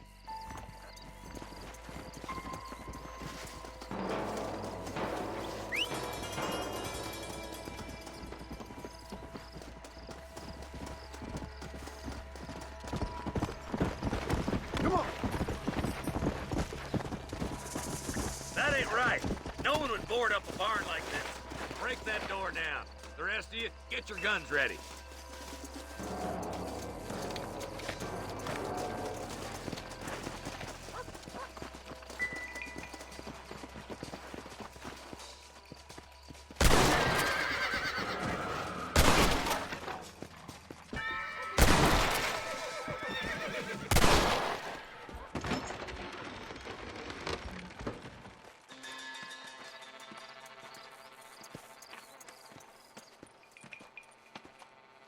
Holy sweet mother of mercy.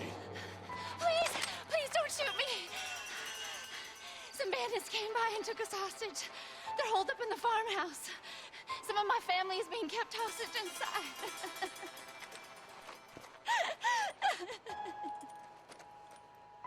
All right, boys, we need to get into that house right now. This is the end of the line for you, boy. Stop that!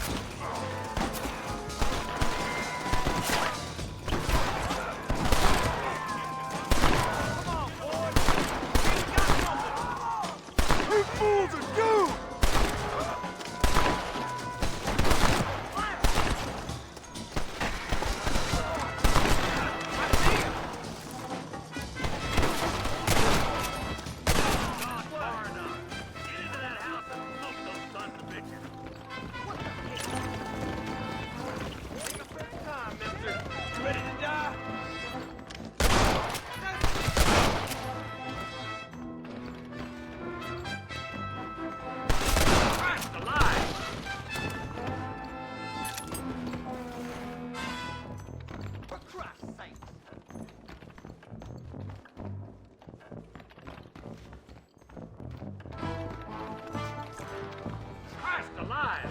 Ain't you a pretty little thing?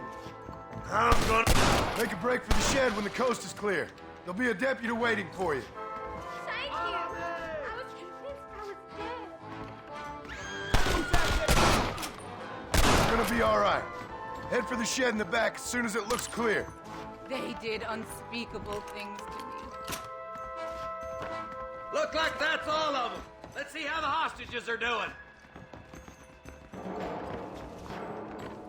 Hellfire!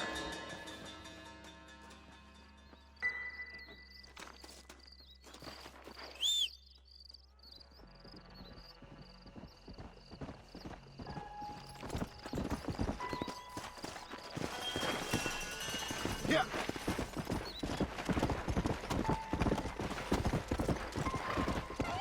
Some folk tried escaping to the south, but then some robbers started chasing him down like wild dogs. I thought you were supposed to protect us, Marshal. You folk ain't men. You ain't nothing. You're just some man on a government payroll taking money that the rest of us have to pay for with our lives. Yeah. What is wrong with this country? Mount up, men. The man that kills the boss of that bunch gets $50. It ain't about the money, Marshal. These are people's lives. People's homes.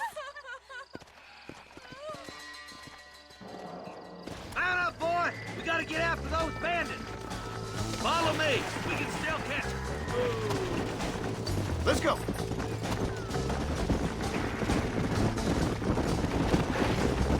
Do you think they might be headed to Fort Mercer, Marshal? What? Williamson's men? Maybe! All this sure looks like their handiwork. Makes sense if they took this road. Come on, Marshal! This might be our chance!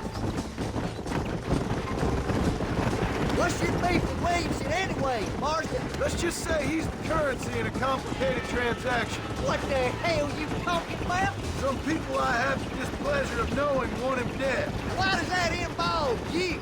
We used to run in a gang together. He was once like family. If this is how you treat your family, I'd hate to see what you do to your enemies. That was a lifetime ago. And bearing in mind, he's left me for dead the last 2 times I've seen him. I'm about figuring we'd move past... Wait, who's that up there? Who there? You just walk away now, John. I didn't kill you before, but I sure as shit will now. Get yourself down here, Bill. You know you ain't man enough to stop me. You know I don't want to kill you, but I will. You always did have a high opinion of yourself, John. Dutch always said you were an arrogant son of a bitch. I guess he was about right. Get him, boys! Everybody, take cover! In that shed!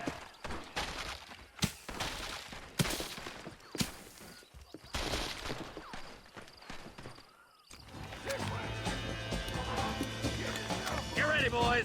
Here they come. This is right here! Kill those rapists!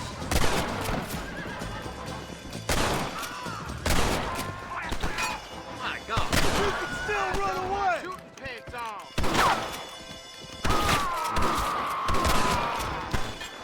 God damn it! There's more of them! It's us or them. They ain't gonna retreat.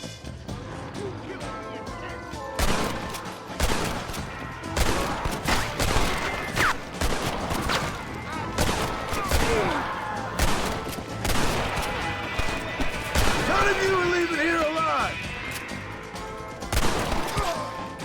Just drop the gun! It ain't worth it! I told you I weren't no one nice! Hey, look what I got here.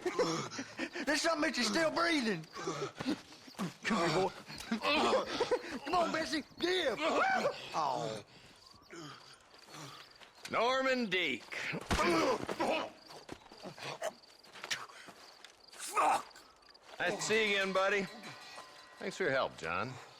Norman here is gonna help us get to Bill. Ain't you, Norman? Thank you, Mr. Deek. Mighty kind. Fuck you! Hog time.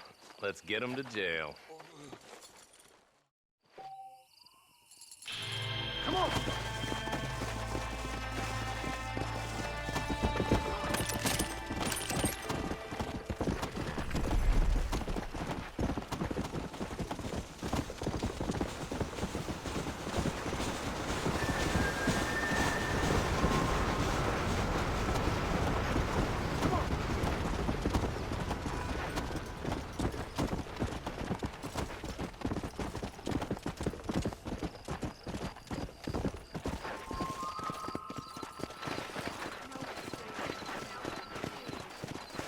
real fine side of beef.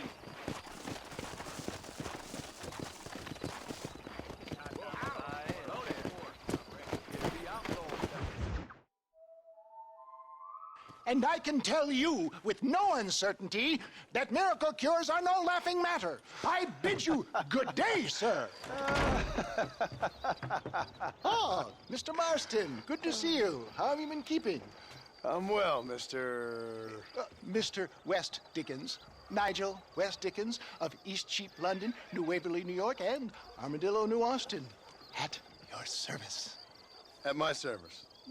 At everyone's service. At the service of science, of knowledge, of life. How are your wounds? Much, much better. But then they would be. Would be? I know a cure for all ailments, Mr. Marston. Ah, I'm sure you do.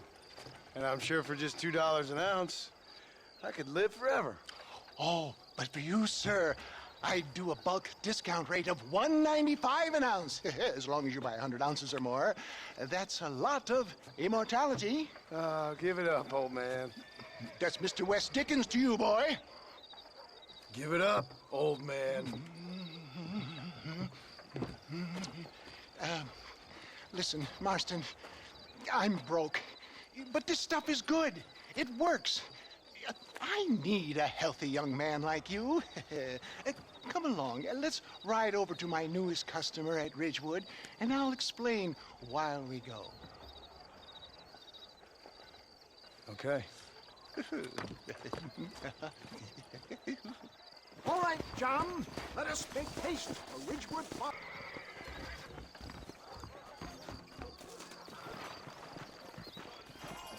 Howdy.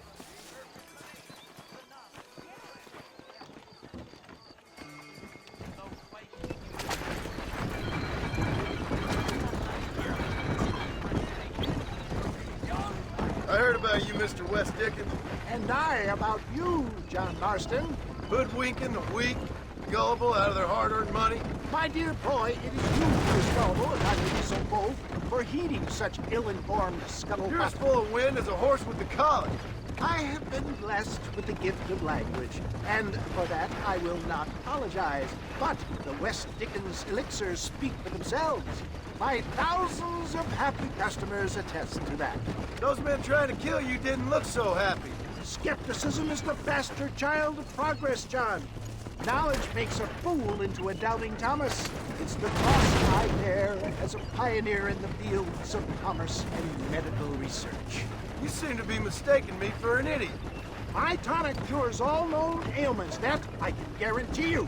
But, for the sake of argument, even if it didn't, for the love of God, try to stay on the road. Truly, there's still value in giving a person the belief they can feel better. Get back on the road! We'll have nothing left by the time we get to Ridgewood. Is that not, after all, the cornerstone of religion? Stay on the road! You're going to destroy the merchandise! Faith has its own beauty. So you're God now? No, we live in progressive times, John. The spirit of free enterprise must be embraced. Except it's not free. Can you put a price on solace? Is it mine? I sell hope, John. For the love of God, try to stay on the road. I sell dreams. Is that not what this country was built upon? You sell shit. The buyer maketh the market, my boy. I am merely an agent of their demand. I provide a desired product at a fair price. A conduit between science and the common man, if you will. What the hell am I doing here? Nothing is free anymore, John. I thought you'd understand that. If my tonic is such a sham, how do you explain the fine battle in which you find me? Last time you saw me, I was knocking at death's door. You should thank the doctor for that. I reckon you were acting it up worse than it was. You hop out here, John. Follow me in on foot.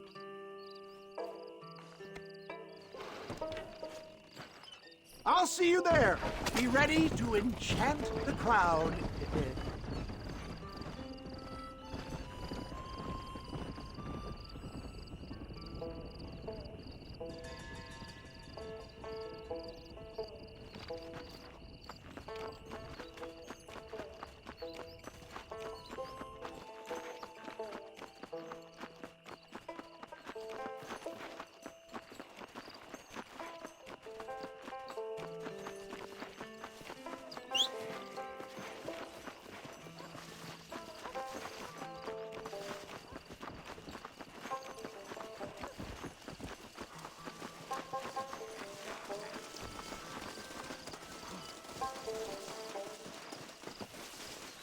Oh, I see. Friends, hard-working souls of Cholla Springs, gather round, gather round. Do you suffer from rheumatism, lumbago, acute chronic sciatic, neurologic, or inflammatory pain? Well, I represent the only company that makes the genuine article that cures headaches, neuralgia, earache, toothaches, backache, swelling, sprains, sore chests, swelling of the throats, contracted cords and muscles, anxieties and ravaged nerves, stiff joints, wrenches, dislocations, cuts and bruises, and it adds vitality and vigor to the healthy man. But can you prove it, old man? Oh, I'm sure there's some customer here who could prove the qualities of it by taking a drink right now.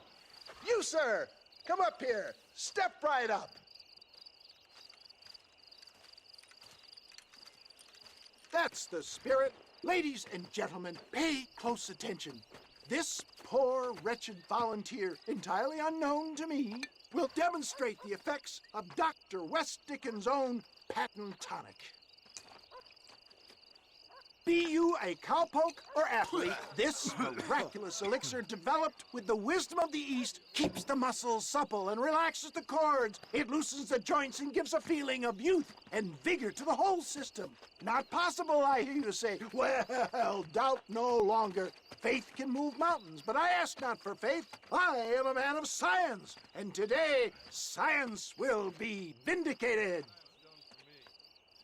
Your eyesight is greatly improved. Is that not so, friend? If you say so. That's right, it is. You heard him. What a good sport you are, sir. Now, gaze over yonder at that porch. If you squint, you may just be able to make out the skull that's hanging there. Go ahead, friend. Shoot that skull and demonstrate the miraculous eyesight you now possess.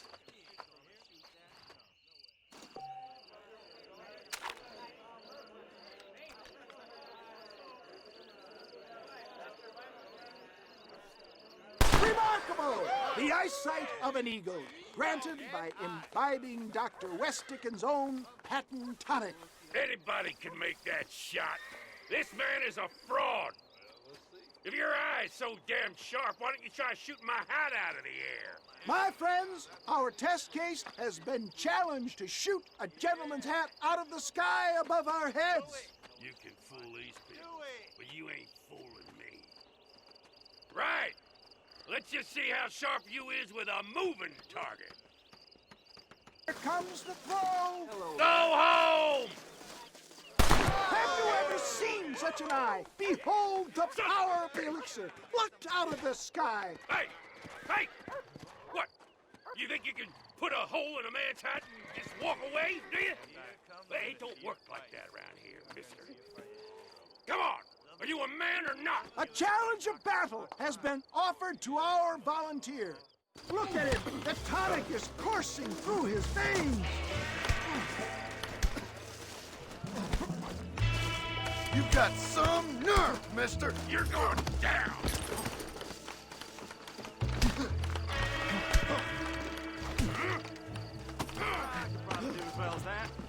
Normally, I don't fight animals. Come on, hit me. Behold the miracle tonic. Yeah.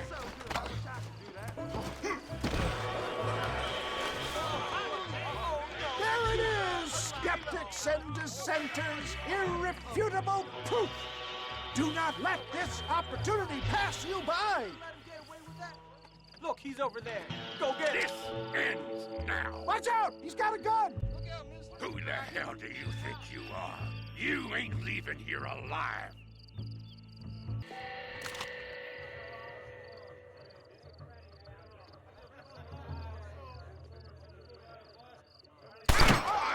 Marvelous shot, dear boy. The kind of deadly accuracy that can only be afforded by the West Dickens elixir. Come, I have plenty for all. You'll be fine. Get out of my way. Hey, where are you going? I want No harm in trying one bottle, I suppose. Well, I think that went kind of well, don't you? I'm just glad that my normal job involves either chasing after cattle or murderers. Not the likes of you, mister. Don't be like that. Now, if you'll excuse me, I'd like to say my goodbyes, head on back to the real world. Wait, sir. I've been thinking about your predicament, and I think I may have an idea. I've been thinking I could be your cunning Odysseus. Beware of the Greeks bearing gifts, sir. Williamson had better beware. We will make them into Trojans. I don't rightly get you. I want you to go and see my old friend Seth.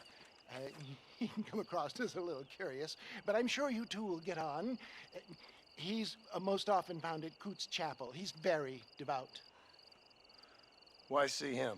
Because between him and me, we can get those gates to open for you, and you can walk right in, just like in Homer's great Trojan yarn! Hello?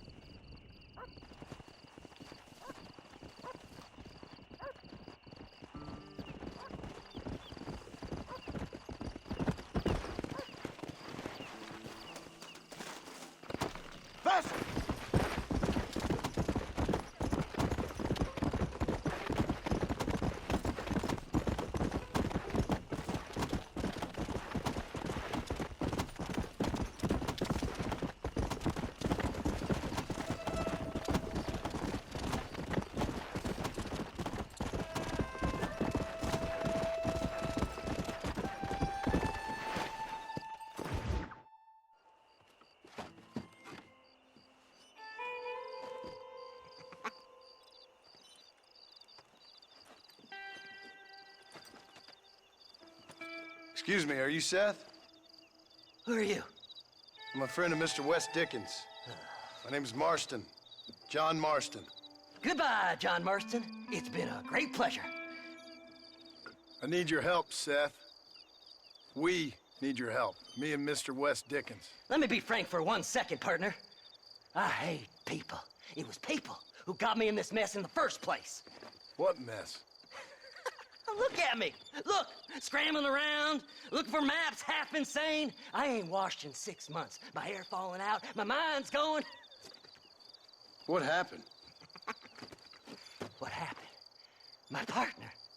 He stole half my map. I never would have done that to him. Never. Look at me. Who did this to you? My partner. My boy, my man. Moses Forth. I don't have the facility to tell you what I would have done for that man. And what I would do to him now. Why? Because he stole half my goddamn map. And what map's that, then? The map, partner. The map that tells me where it is. Where what is, friend? I ain't telling you that. I ain't. Don't make me tell, partner. It's mine. It's mine, all mine. Sure. And where's this Moses now?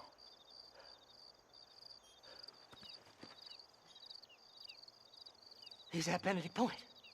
The law got him for exhuming. Some people, they feel differently. Not Moses. Him and me are the same. The self-same. Well, come on, Seth.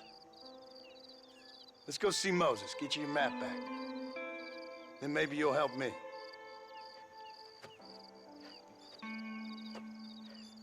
All right, partner. Let's go.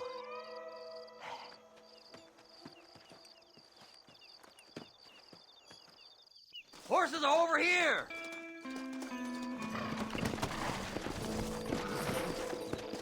Fly! Fly! How can you sink that low? Digging up graves and looting from the dead. Ah, hypocrite. The whole damn lot of you. Are Are you saying it's better to steal from the living? They're corpses. They don't care none. These people have been laid to rest. You don't know nothing.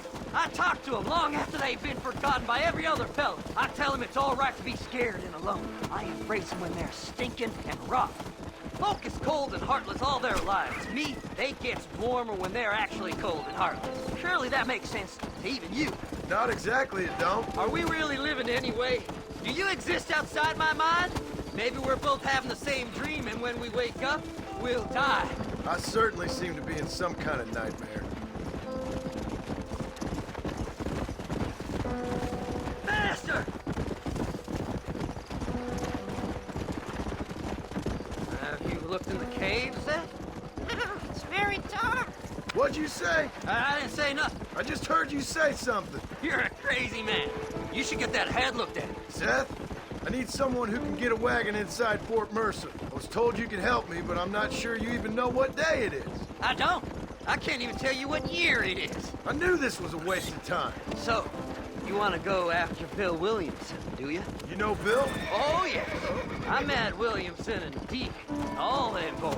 Sometimes they call me on when they get some special job needs doing. I got a reputation as a man who'll do things most other fellers won't. Now, that I can believe. I reckon you can get in there, no bother. Assuming you help me find this map, that is. Yeah!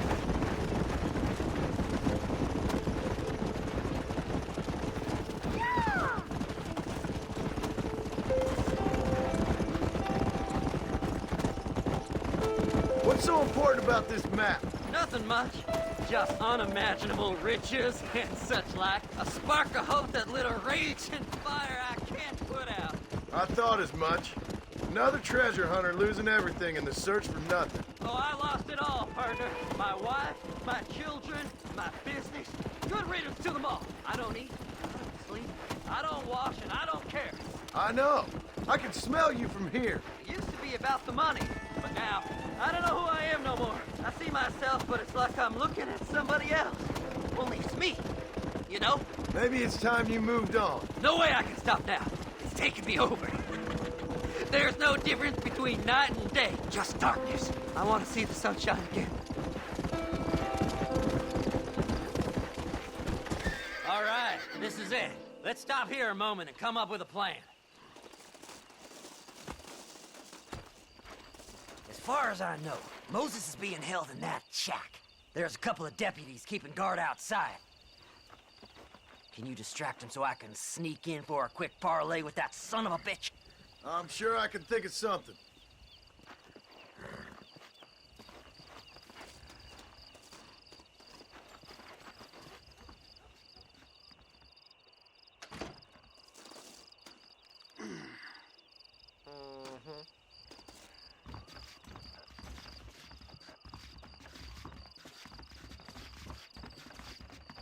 Lead them away from the shack and out of sight. Somewhere out past that hill.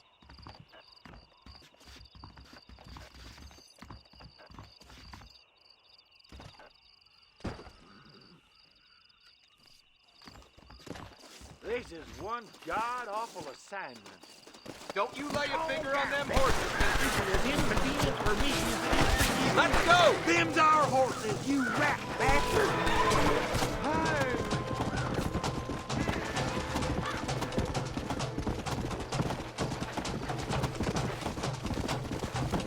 Let's go! Whoa, whoa!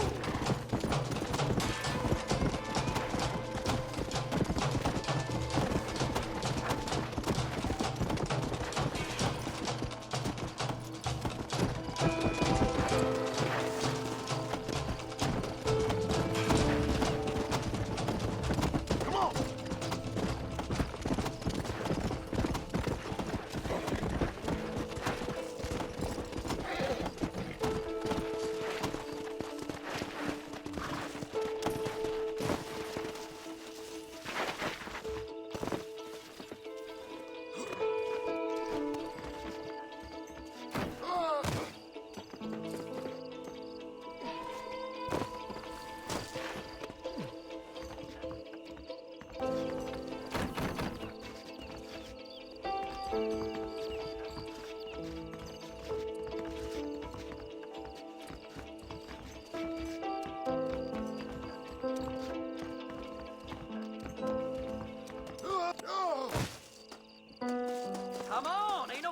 wasting?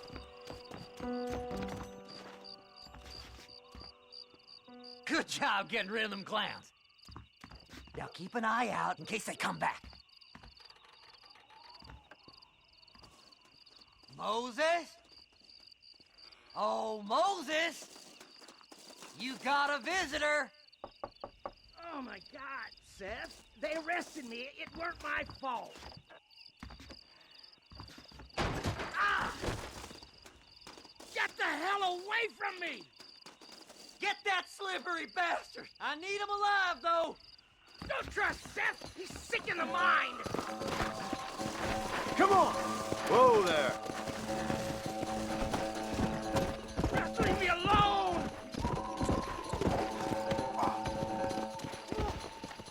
Son of a bitch!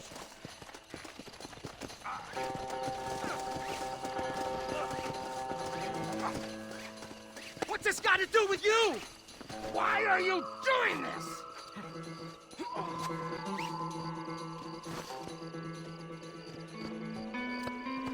You son of a bitch, let me go!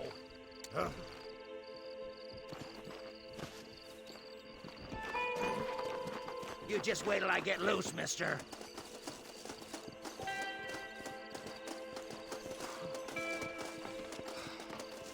Who do you think you are, mister?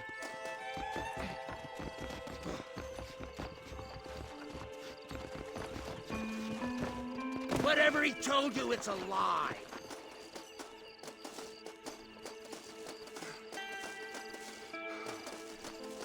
Seth could sell his own mother.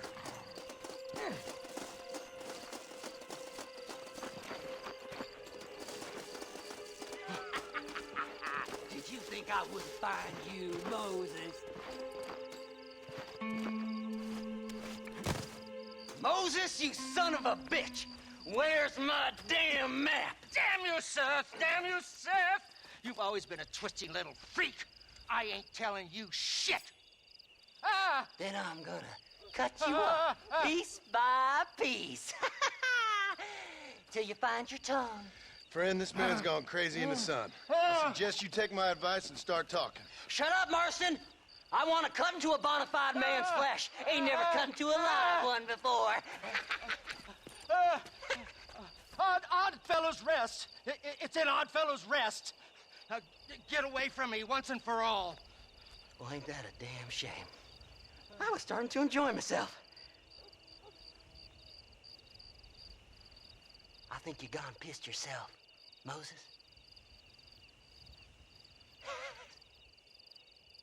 Those deputies went and put a bounty on your head.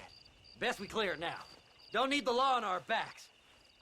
I don't have no money, but I got me a pardon letter. Here, take it. You earned it for helping me with the Moses. Come on. We can pay it off in the telegraph office. Hurry up. I need to go find that map.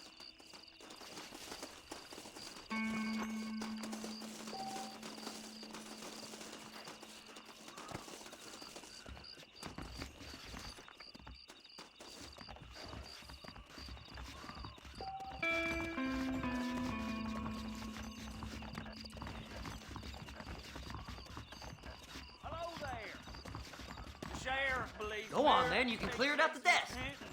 He ain't joking, I tell you. Here's my fine. You're in the clear now, but you be careful. Hurry up, will you? We got more important business to attend to.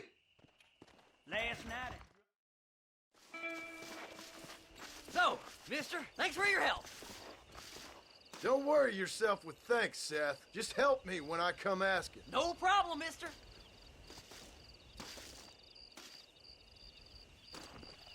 Fly, fly!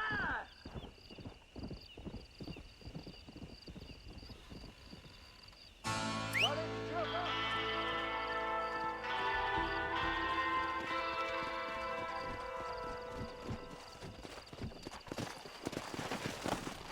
Come on, come on!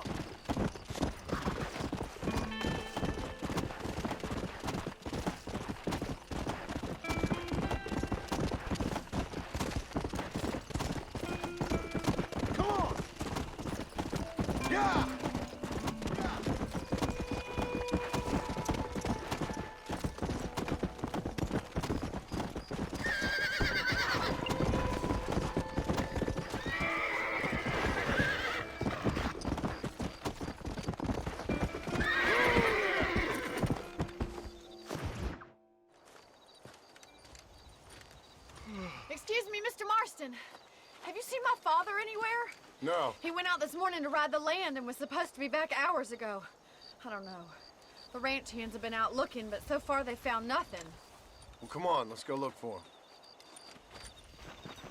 Come on, let's see if we can find the old goat.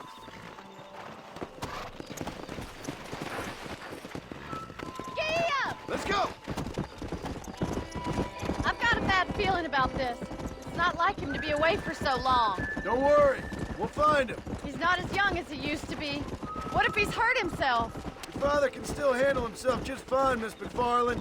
He's built like an oak. You're probably right, but I can't help worrying. He's all I've got. Come on! Don't you have any brothers or sisters, Miss McFarland? I had 6 brothers, but 5 of them died, either from sickness or foolish choices. And the other one? He left for the east and never came back. Must be getting on for 10 years ago now. He's a high and mighty banker in New York, according to his last letter. He should be here, helping you and your pa. I don't want his help. He can live his life any way he wants. But when I see those city fellers coming in on the railway, all dressed up like a sore toe, stay with me. I've got a bad feeling about this. I fear a little for his soul. Look, I think I see someone. Yeah! Quick as you can! Come on! Whoa! Come on! Daddy! What happened? Nothing nice. Rustlers, I guess. Maybe the Ballard twins, that bunch. Now you head back to the ranch right now. Fetch a wagon. Yes, sir. Marston, you watch after her. I'll do that, sir. It's a bad idea to split up right now. Really? Come on, come on! What could have happened to those poor men? And their horses were dead, too. I think we should get back there as soon as we can. Who could have done something like that? Your boss seemed to have an idea who it was. Let's just do what he says and get the wagon. Those damn rustlers. I've got a good mind to head over to Pike's Basin myself. Please stay close. I don't think that's a good idea. And you're no better. How many men have you killed? Do you really want to know? It's disgusting. You never met the men I killed. I heard the way you talk about that gang you were in. Like there was some twisted morality to what you did. We all have a code. Only some of us don't The realize. outlaw with the code? How wonderful. Oh my God! The barn's on fire! Come on!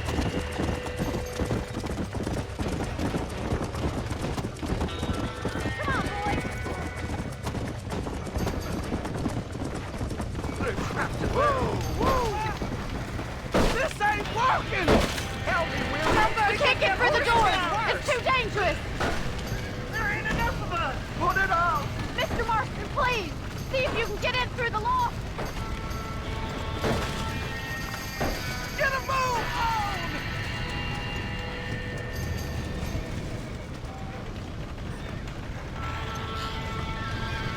Más agua! Come on!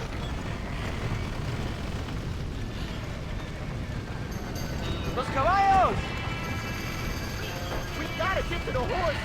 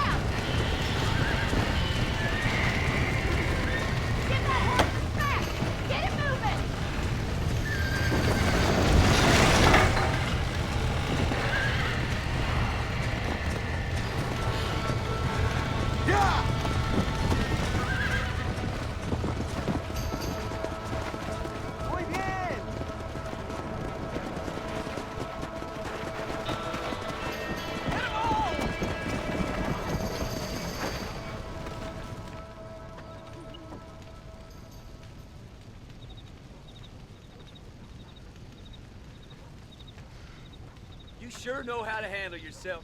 Thanks, Marston. Yes, John, thanks. Well, you saved the ranch. If you'll excuse me, I've got chores to attend to. Hey, hold on a second over there. Sincerely, John. Thank you. Well, did all I could, Miss McFarland. Sorry about all the damage. That gang seems to really want you out of here. Yeah, well, my father fought Indians. I scarcely think we're gonna be frightened by some white trash. White trash can be pretty frightening. Well, they don't frighten me.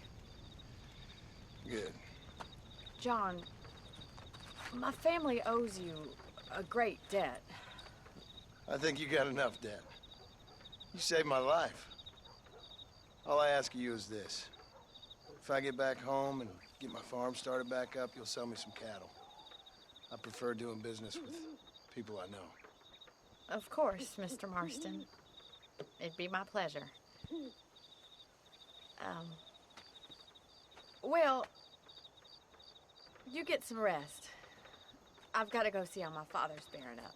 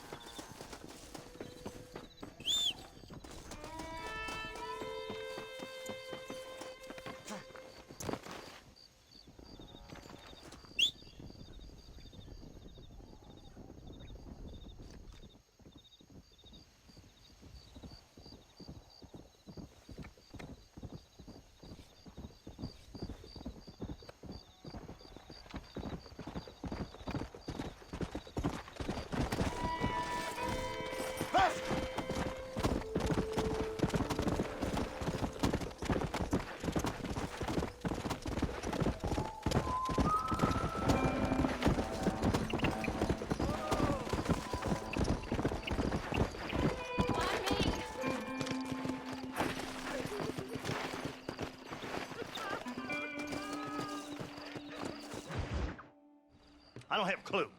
All right, but it's gotta be something to do with that government boy. We'll talk to him, find out what he knows. Fucking is. Where is she, Marston?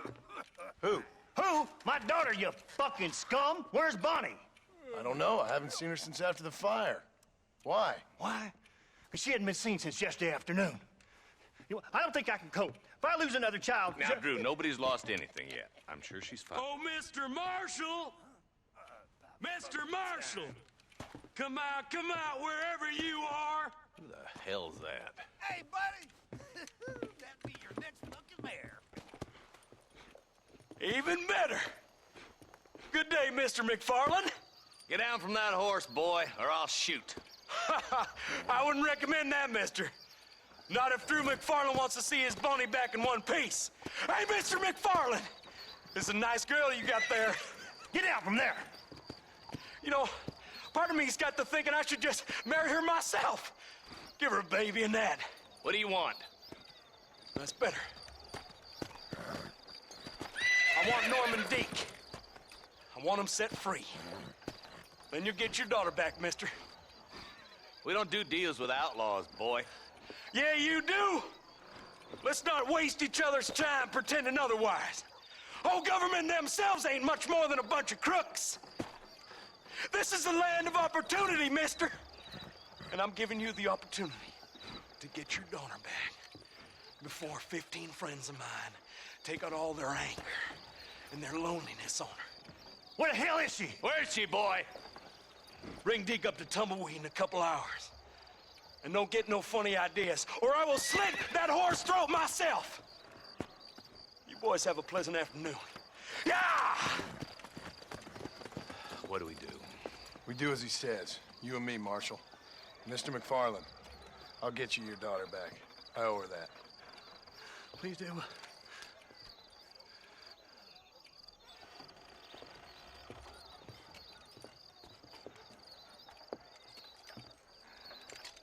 I'll teach you some respect for the law.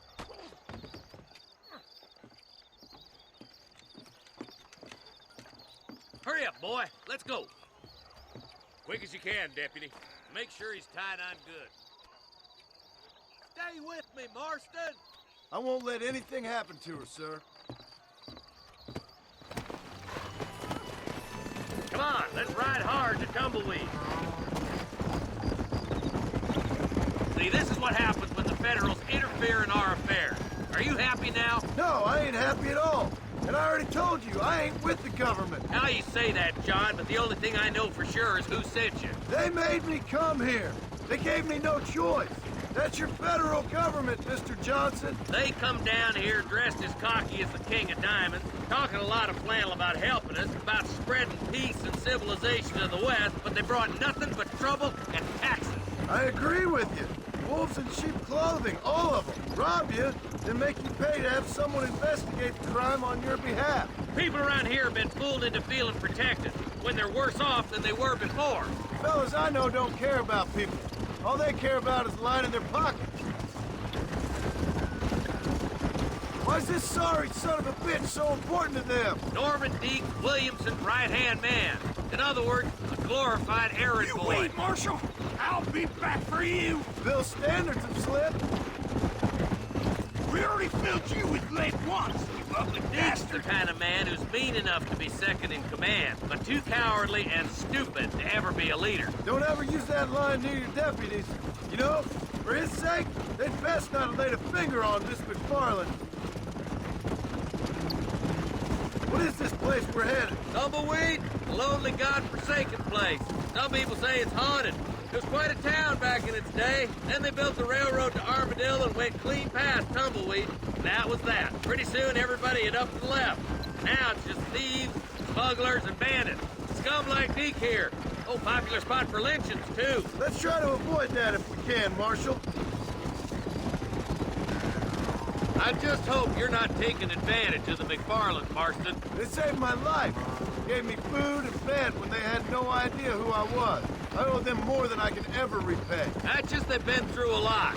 Well, they're both vulnerable, different ways. I wouldn't have been running in and out of a burning barn to save their horses otherwise. I know you helped, just like you helped me.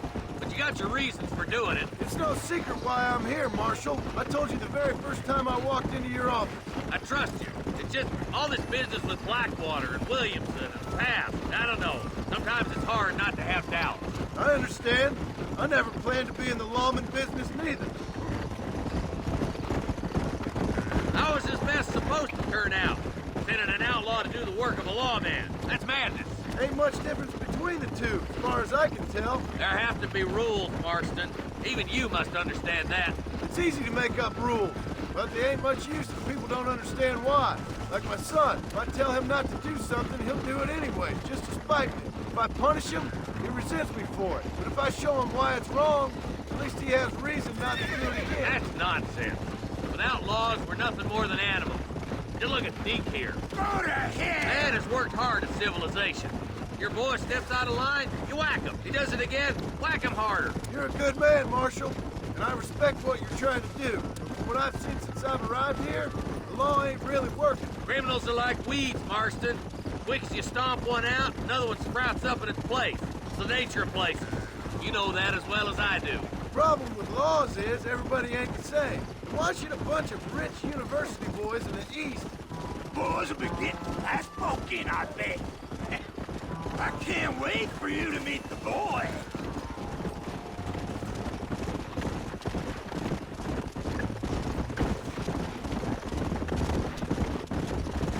I hope they haven't spoiled her yet. I ain't had my turn.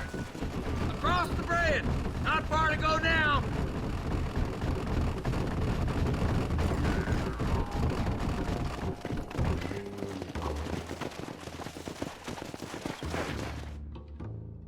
Easy there. John, you'll be exchanging the prisoner for Bonnie in the middle of town. Keep your eyes open. I sincerely doubt these scum plan to play fair. Fair my ass. You bet. Besides, Norm here's gonna be my shield, ain't you, Norm? It'd be my pleasure. Marston, lead Deke into town. Make sure you keep a gun on that son of a bitch. I'm sure it's been nice for the boys to have a whore to play with. I hear those rancher girls like it in the rear. Maybe she won't want to go home. She been fucked so good. Come on now, boys. Cut me loose. I thought we had a deal. Well, you thought wrong. Ambush! Get it covered! John, you gotta get the body before they kill him.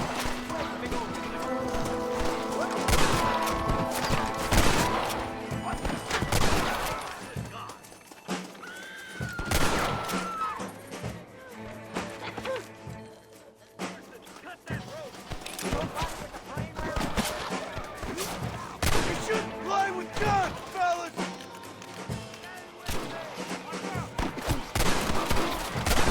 I won't let you die, buddy!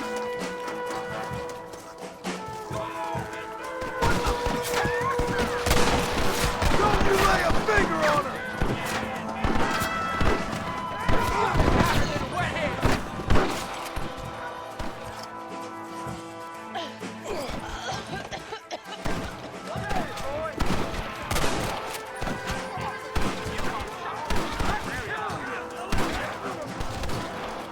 This is getting intense! Goddamn live! John, quick, go untie Bonnie!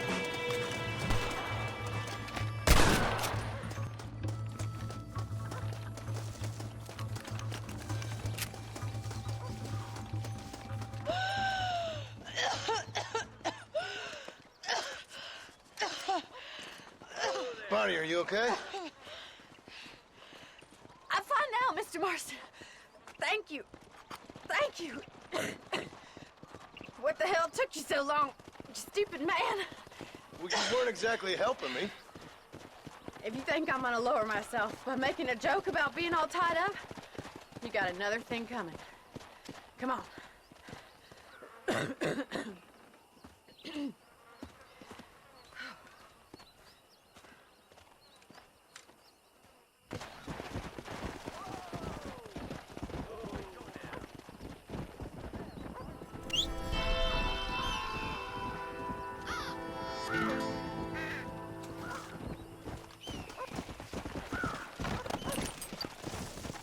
Let's go!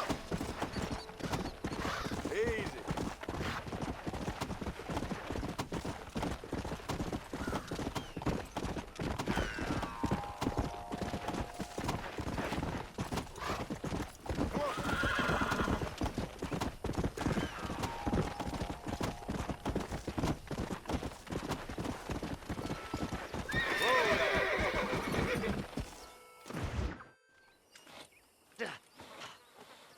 Seth, Hey, John. Hey, partner. get what you need? Ready to help me? Not quite. Not quite ready.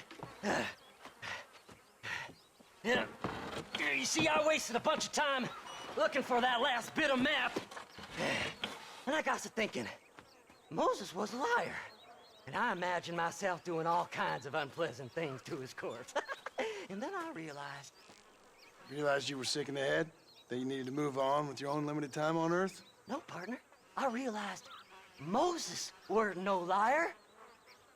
The issue was Aiden O'Leary, who said he had the body. Aiden died in that flu epidemic, and the bodies weren't even buried yet. Got the body sitting in the back of that wagon behind you? Yes, sir. You're not even gonna wait until they're buried before you... Well, they don't care, do you, boys? Honest folk off to a better place. Apart from that Aiden O'Leary fella, I never liked him. They say he lay with his sister. I don't like women, partner. I don't. Not since Mammy died. Seth, what are you gonna do with those bodies? I'm gonna take them back to a nice quiet spot and look for the map. I needs the map, partner. I needs it. I think we should be getting out of here, partner.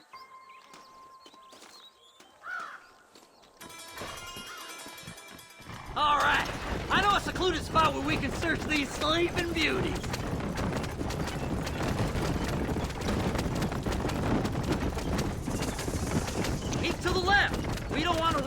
town with these bodies. Where are you? Come on, don't be shy. What did you say? I didn't say nothing. Are you talking to them?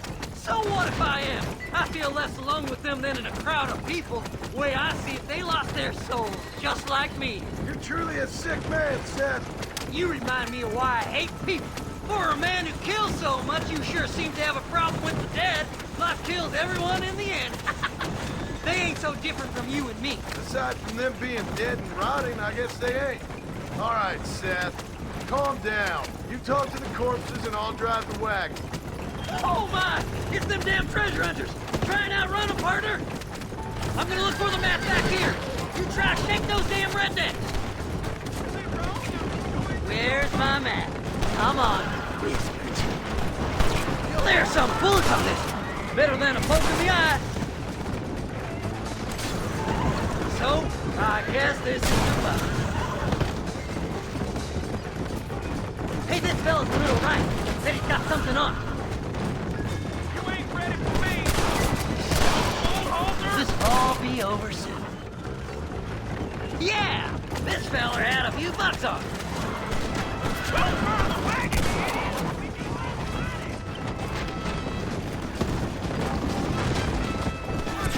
Come on now. Play nice, my lovely. This won't take long.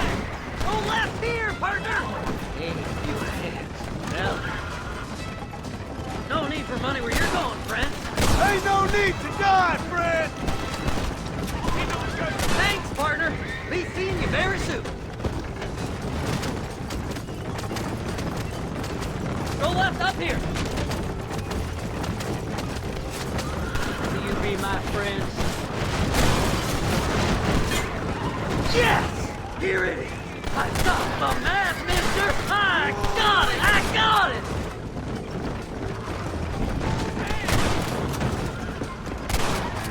Looks like the treasure's a tumbleweed. That's where I was headed. It's fate. Keep going. We're almost there. We gotta go faster, partner. We're sitting ducks. Let's go. Work them horses.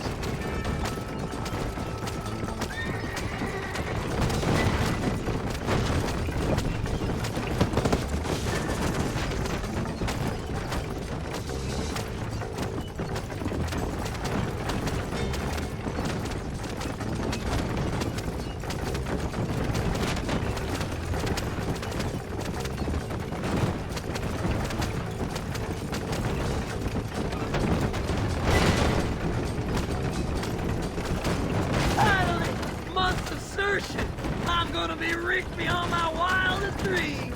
Maybe then you can take a bath. Thanks, mister. I reckon I'll sit here a while trying to figure this out. I'm gonna be rich. When you're done with that, get over to Fort Mercer. I need you inside that place. After I find my treasure, mister.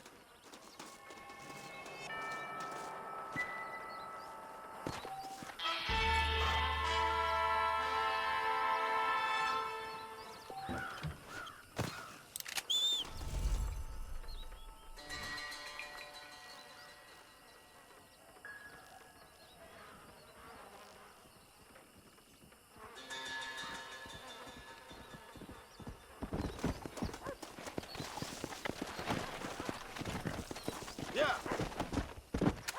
Come on, easy up now.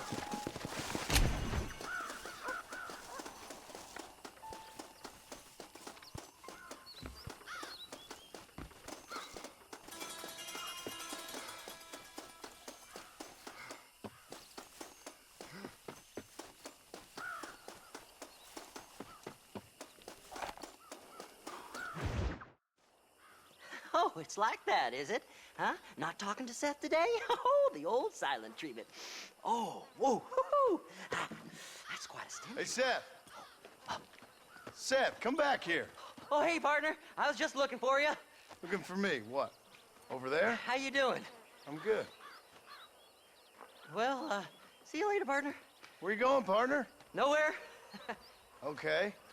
Nowhere wouldn't happen to be where that thing you're looking for is kept, would it? No, sir. No, sir. Come on, partner. Okay, I was just fooling. Partner, you know, the thought of that treasure does funny things to me.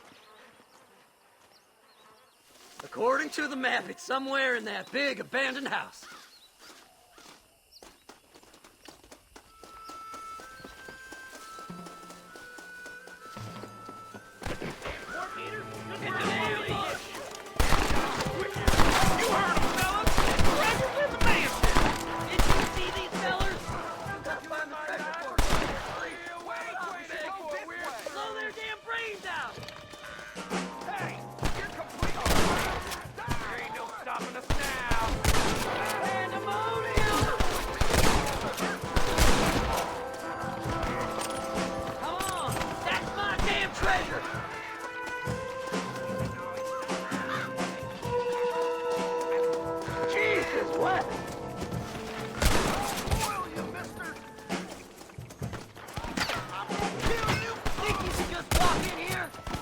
Good grief!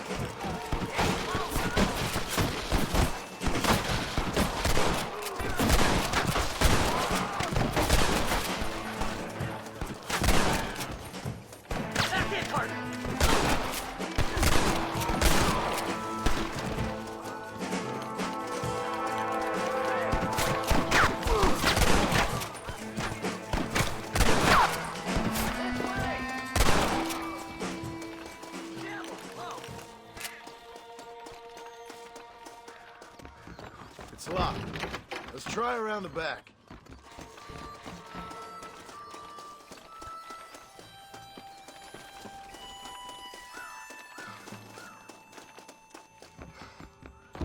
Get your ass over here!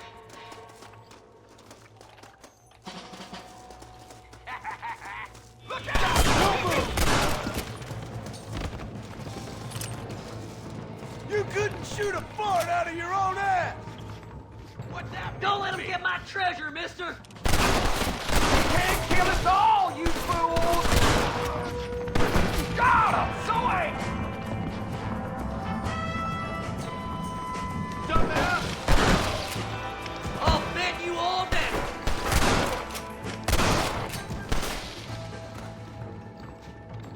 I had it with you bastards!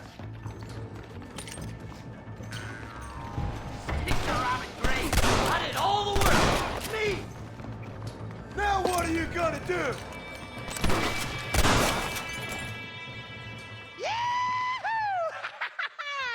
Finally, I see the light at the end of this very long, long tunnel. Seth's gonna be rich after all these years. It's silk sheets and Parisian whores from now on, mister.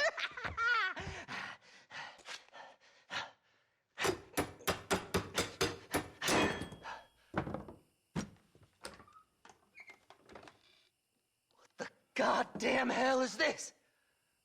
A glass eye? I'm sure whoever that belonged to treasured it very much. Stupid liars.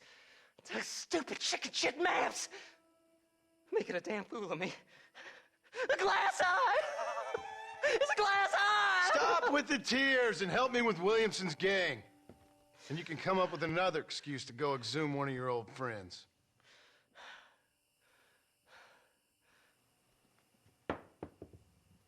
Hunting dead man's treasure ain't done me no favors. Sure. I'm ready for the living. I'll see you and Mr. West Dickens over at Fort Mercer when you gentlemen is ready.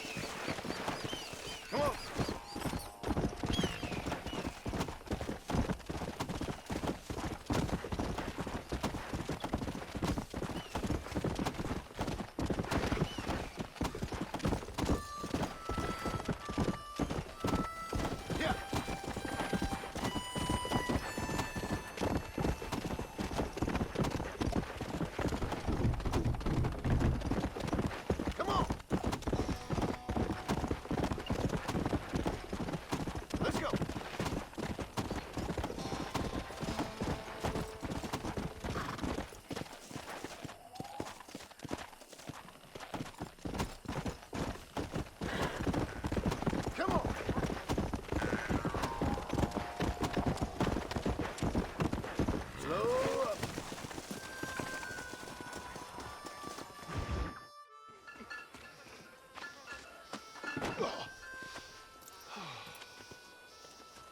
Ah, Mr. Marston. How are you, sir? I'm all right. I met up with your friend Seth. Oh, Seth of the Dead. Yes, interesting fellow. You don't meet many men these days with the moral fortitude to cut straight to the chase like that, do you? Thankfully not, Mr. West Dickens. Yes, contemporary society is remarkably harsh on professional exhumers. But did you know that in ancient Egypt, it was an art form valued more highly than literature? I believe Seth comes from that school of thought. How very interesting. Look, you thought any more about our plan? Ah, your plan, dear boy, your plan. I am merely the help, not mercifully the arbiter of wisdom. What you are, dear boy, is the man whose life I've saved twice now. A man who sells lies and deceit to unwitting people. A man who, if he doesn't help me, I won't think twice about putting a bullet through his skull, feeding to the vultures myself. You see, Mr. Marston, you have the exterior of a violent man, but the soul of an angel, and that is what I think I cherish most about you. That's what I thought. But before we can attend to your particular problems, we need some extra lubricant to oil the machinery of business. And this being America, that lubricant with which we concern ourselves is money. Money?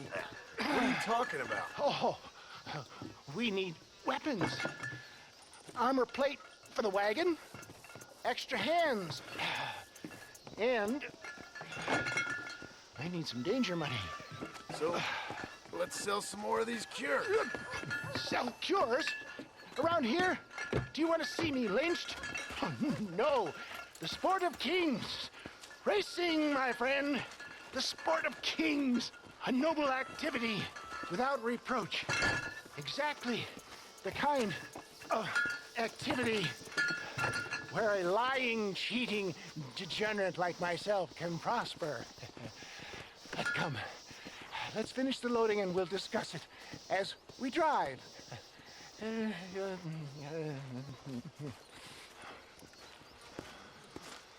Now, sir, tooth gap, tooth breach.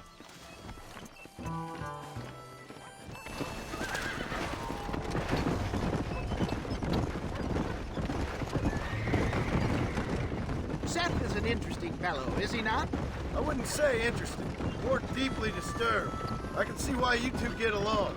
I see the good in everybody, John. It's a flaw of mine. I have a soft spot for life's flotsam and jetsam. Connection with him more like. You and Seth have a lot in common. You both rob people for one. Mind you, at least you wait until they're dead. Oh, my dear boy. Nobody is more critical of drinkers than a drunk who's mended his ways. What are you talking about? Come on now, John. I've heard about you. You spent your life robbing people. It's a little inappropriate to be taking the moral high ground now. I had the courtesy to put a gun in their face. Whatever helps you sleep easily at night. We stole from those who had too much. We tried to give to those who had too little. A Robin Hood with spurs. Oh, romantic. You expect me to believe that poppycock? Maybe I'll have the good fortune to be able to leave my nefarious life behind one day and work on the government's dime. Don't talk about things you don't understand. Dear, oh dear, simmer down, my boy. You need to start appreciating your friends more. Folks around here don't see you as any different from Bill Williamson. I didn't think I'd have to huckster snake oil and dig up the dead, that's all. Take it from me, John. Collaboration is the key to success. I can help you. Seth can help you. It's business. Nothing more, nothing less. There's no need to make it quite so personal. Suits me.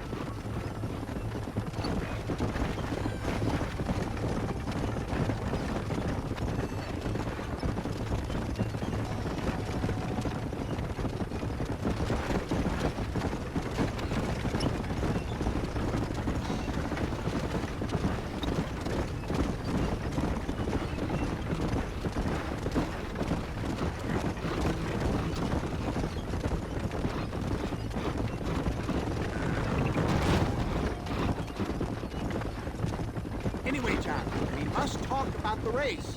Yes, the race. Oh, come on. Time to purge that negativity and start thinking like a winner. You're going to have a whale of a time. They've been holding these chariot races in New Austin for as long as I can remember. And we need the money. Why aren't you racing then? Me? Oh, no. Not my thing at all. You have already proved yourself more than adept in the reins, my dear boy, and under some stress. These races are Byzantine in their ferocity, and the terrain is treacherous. People will do just about anything to win. Men die. It's a marvelous spectator sport. Sounds like fun. And you are my wild card, John. They won't be expecting you. So what's your role in all this? Think of me as your spiritual guide. Do I have to? You are a free man, of course, but I strongly recommend it. Imagine, just for today, you are not an aging bounty hunter, and I am not an avant-garde business pioneer. No, sir. Today, we are gladiators. Motivation, dear boy. I'm definitely feeling motivated to get the hell out of here.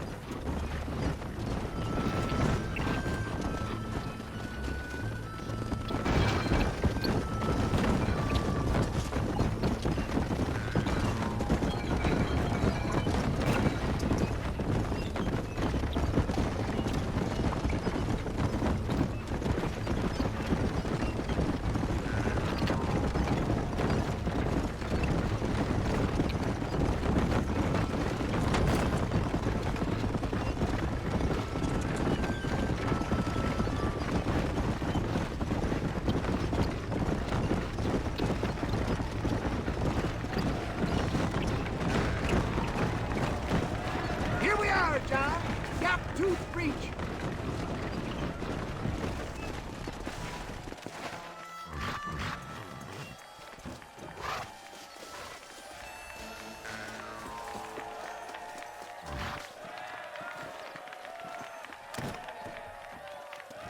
Drivers! Y'all know the rules, but for you newcomers, this here's a fair race. Keep to your manners and let the faster cart pass. So now that's been said, y'all can get to running each other off the road like always. All right now, counting to three. Ready, set. You can win this round.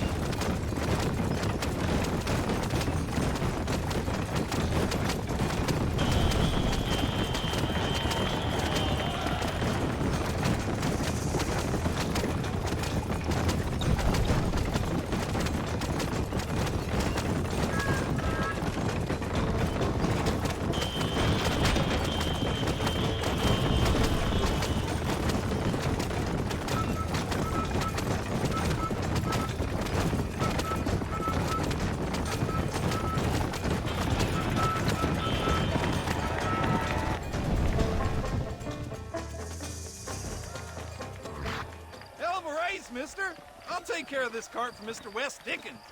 Come on, John. I suggest we beat a hasty retreat.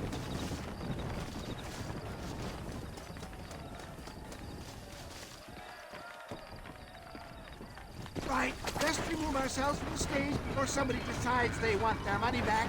Fine by me. Wasn't that fantastic? The cheers of the crowd, the thunder of the wheels. The falling rocks, the homicidal maniacs. Oh, come on, John. Even a cold-hearted misanthrope like you must have found that just the tiniest bit exhilarating. Not the friendliest bunch, are they? They take their racing very seriously in these parts, and your participation was not entirely pre-approved. That was clear. Ah, sport, war, and heartache. The guilty pleasures of mankind since the dawn of time. I'd get away from the men we just swindled before you start waxing too lyrical. Yes, of course.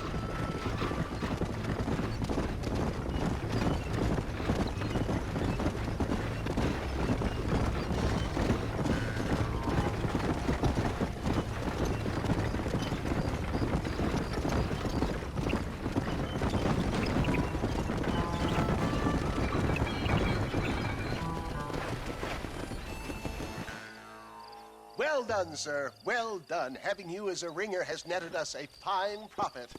We seem to be wasting time, old man. Oh, patience, my friend. The Trojan horse cannot run before it can walk, if you'll forgive the metaphor. Next, we need to procure some grand and overwhelming firepower. And for that, you need to contact an old friend of mine. Goes by the name of Irish. Irish? Yes, he's an interesting kind of fellow.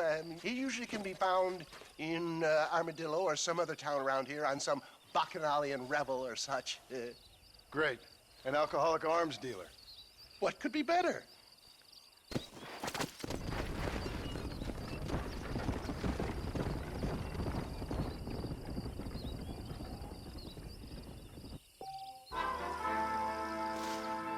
What are you waiting for?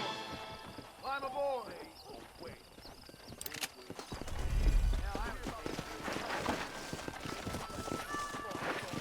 Come on.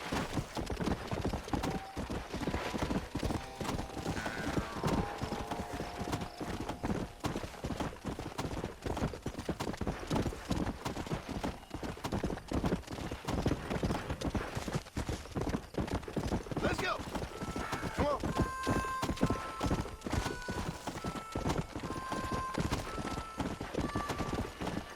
Bible of the fifth.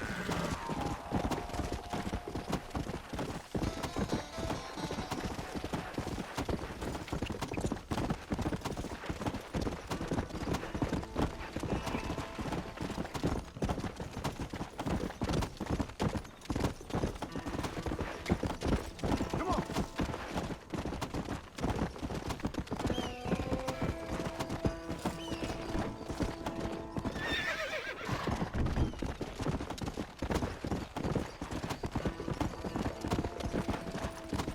Go. Careful, partner. Please be careful. Tomorrow, I'm going out to hump me up a boy. That time we had no sugar. The things you good say. to see you. Honestly. I really let the chew it find her all day.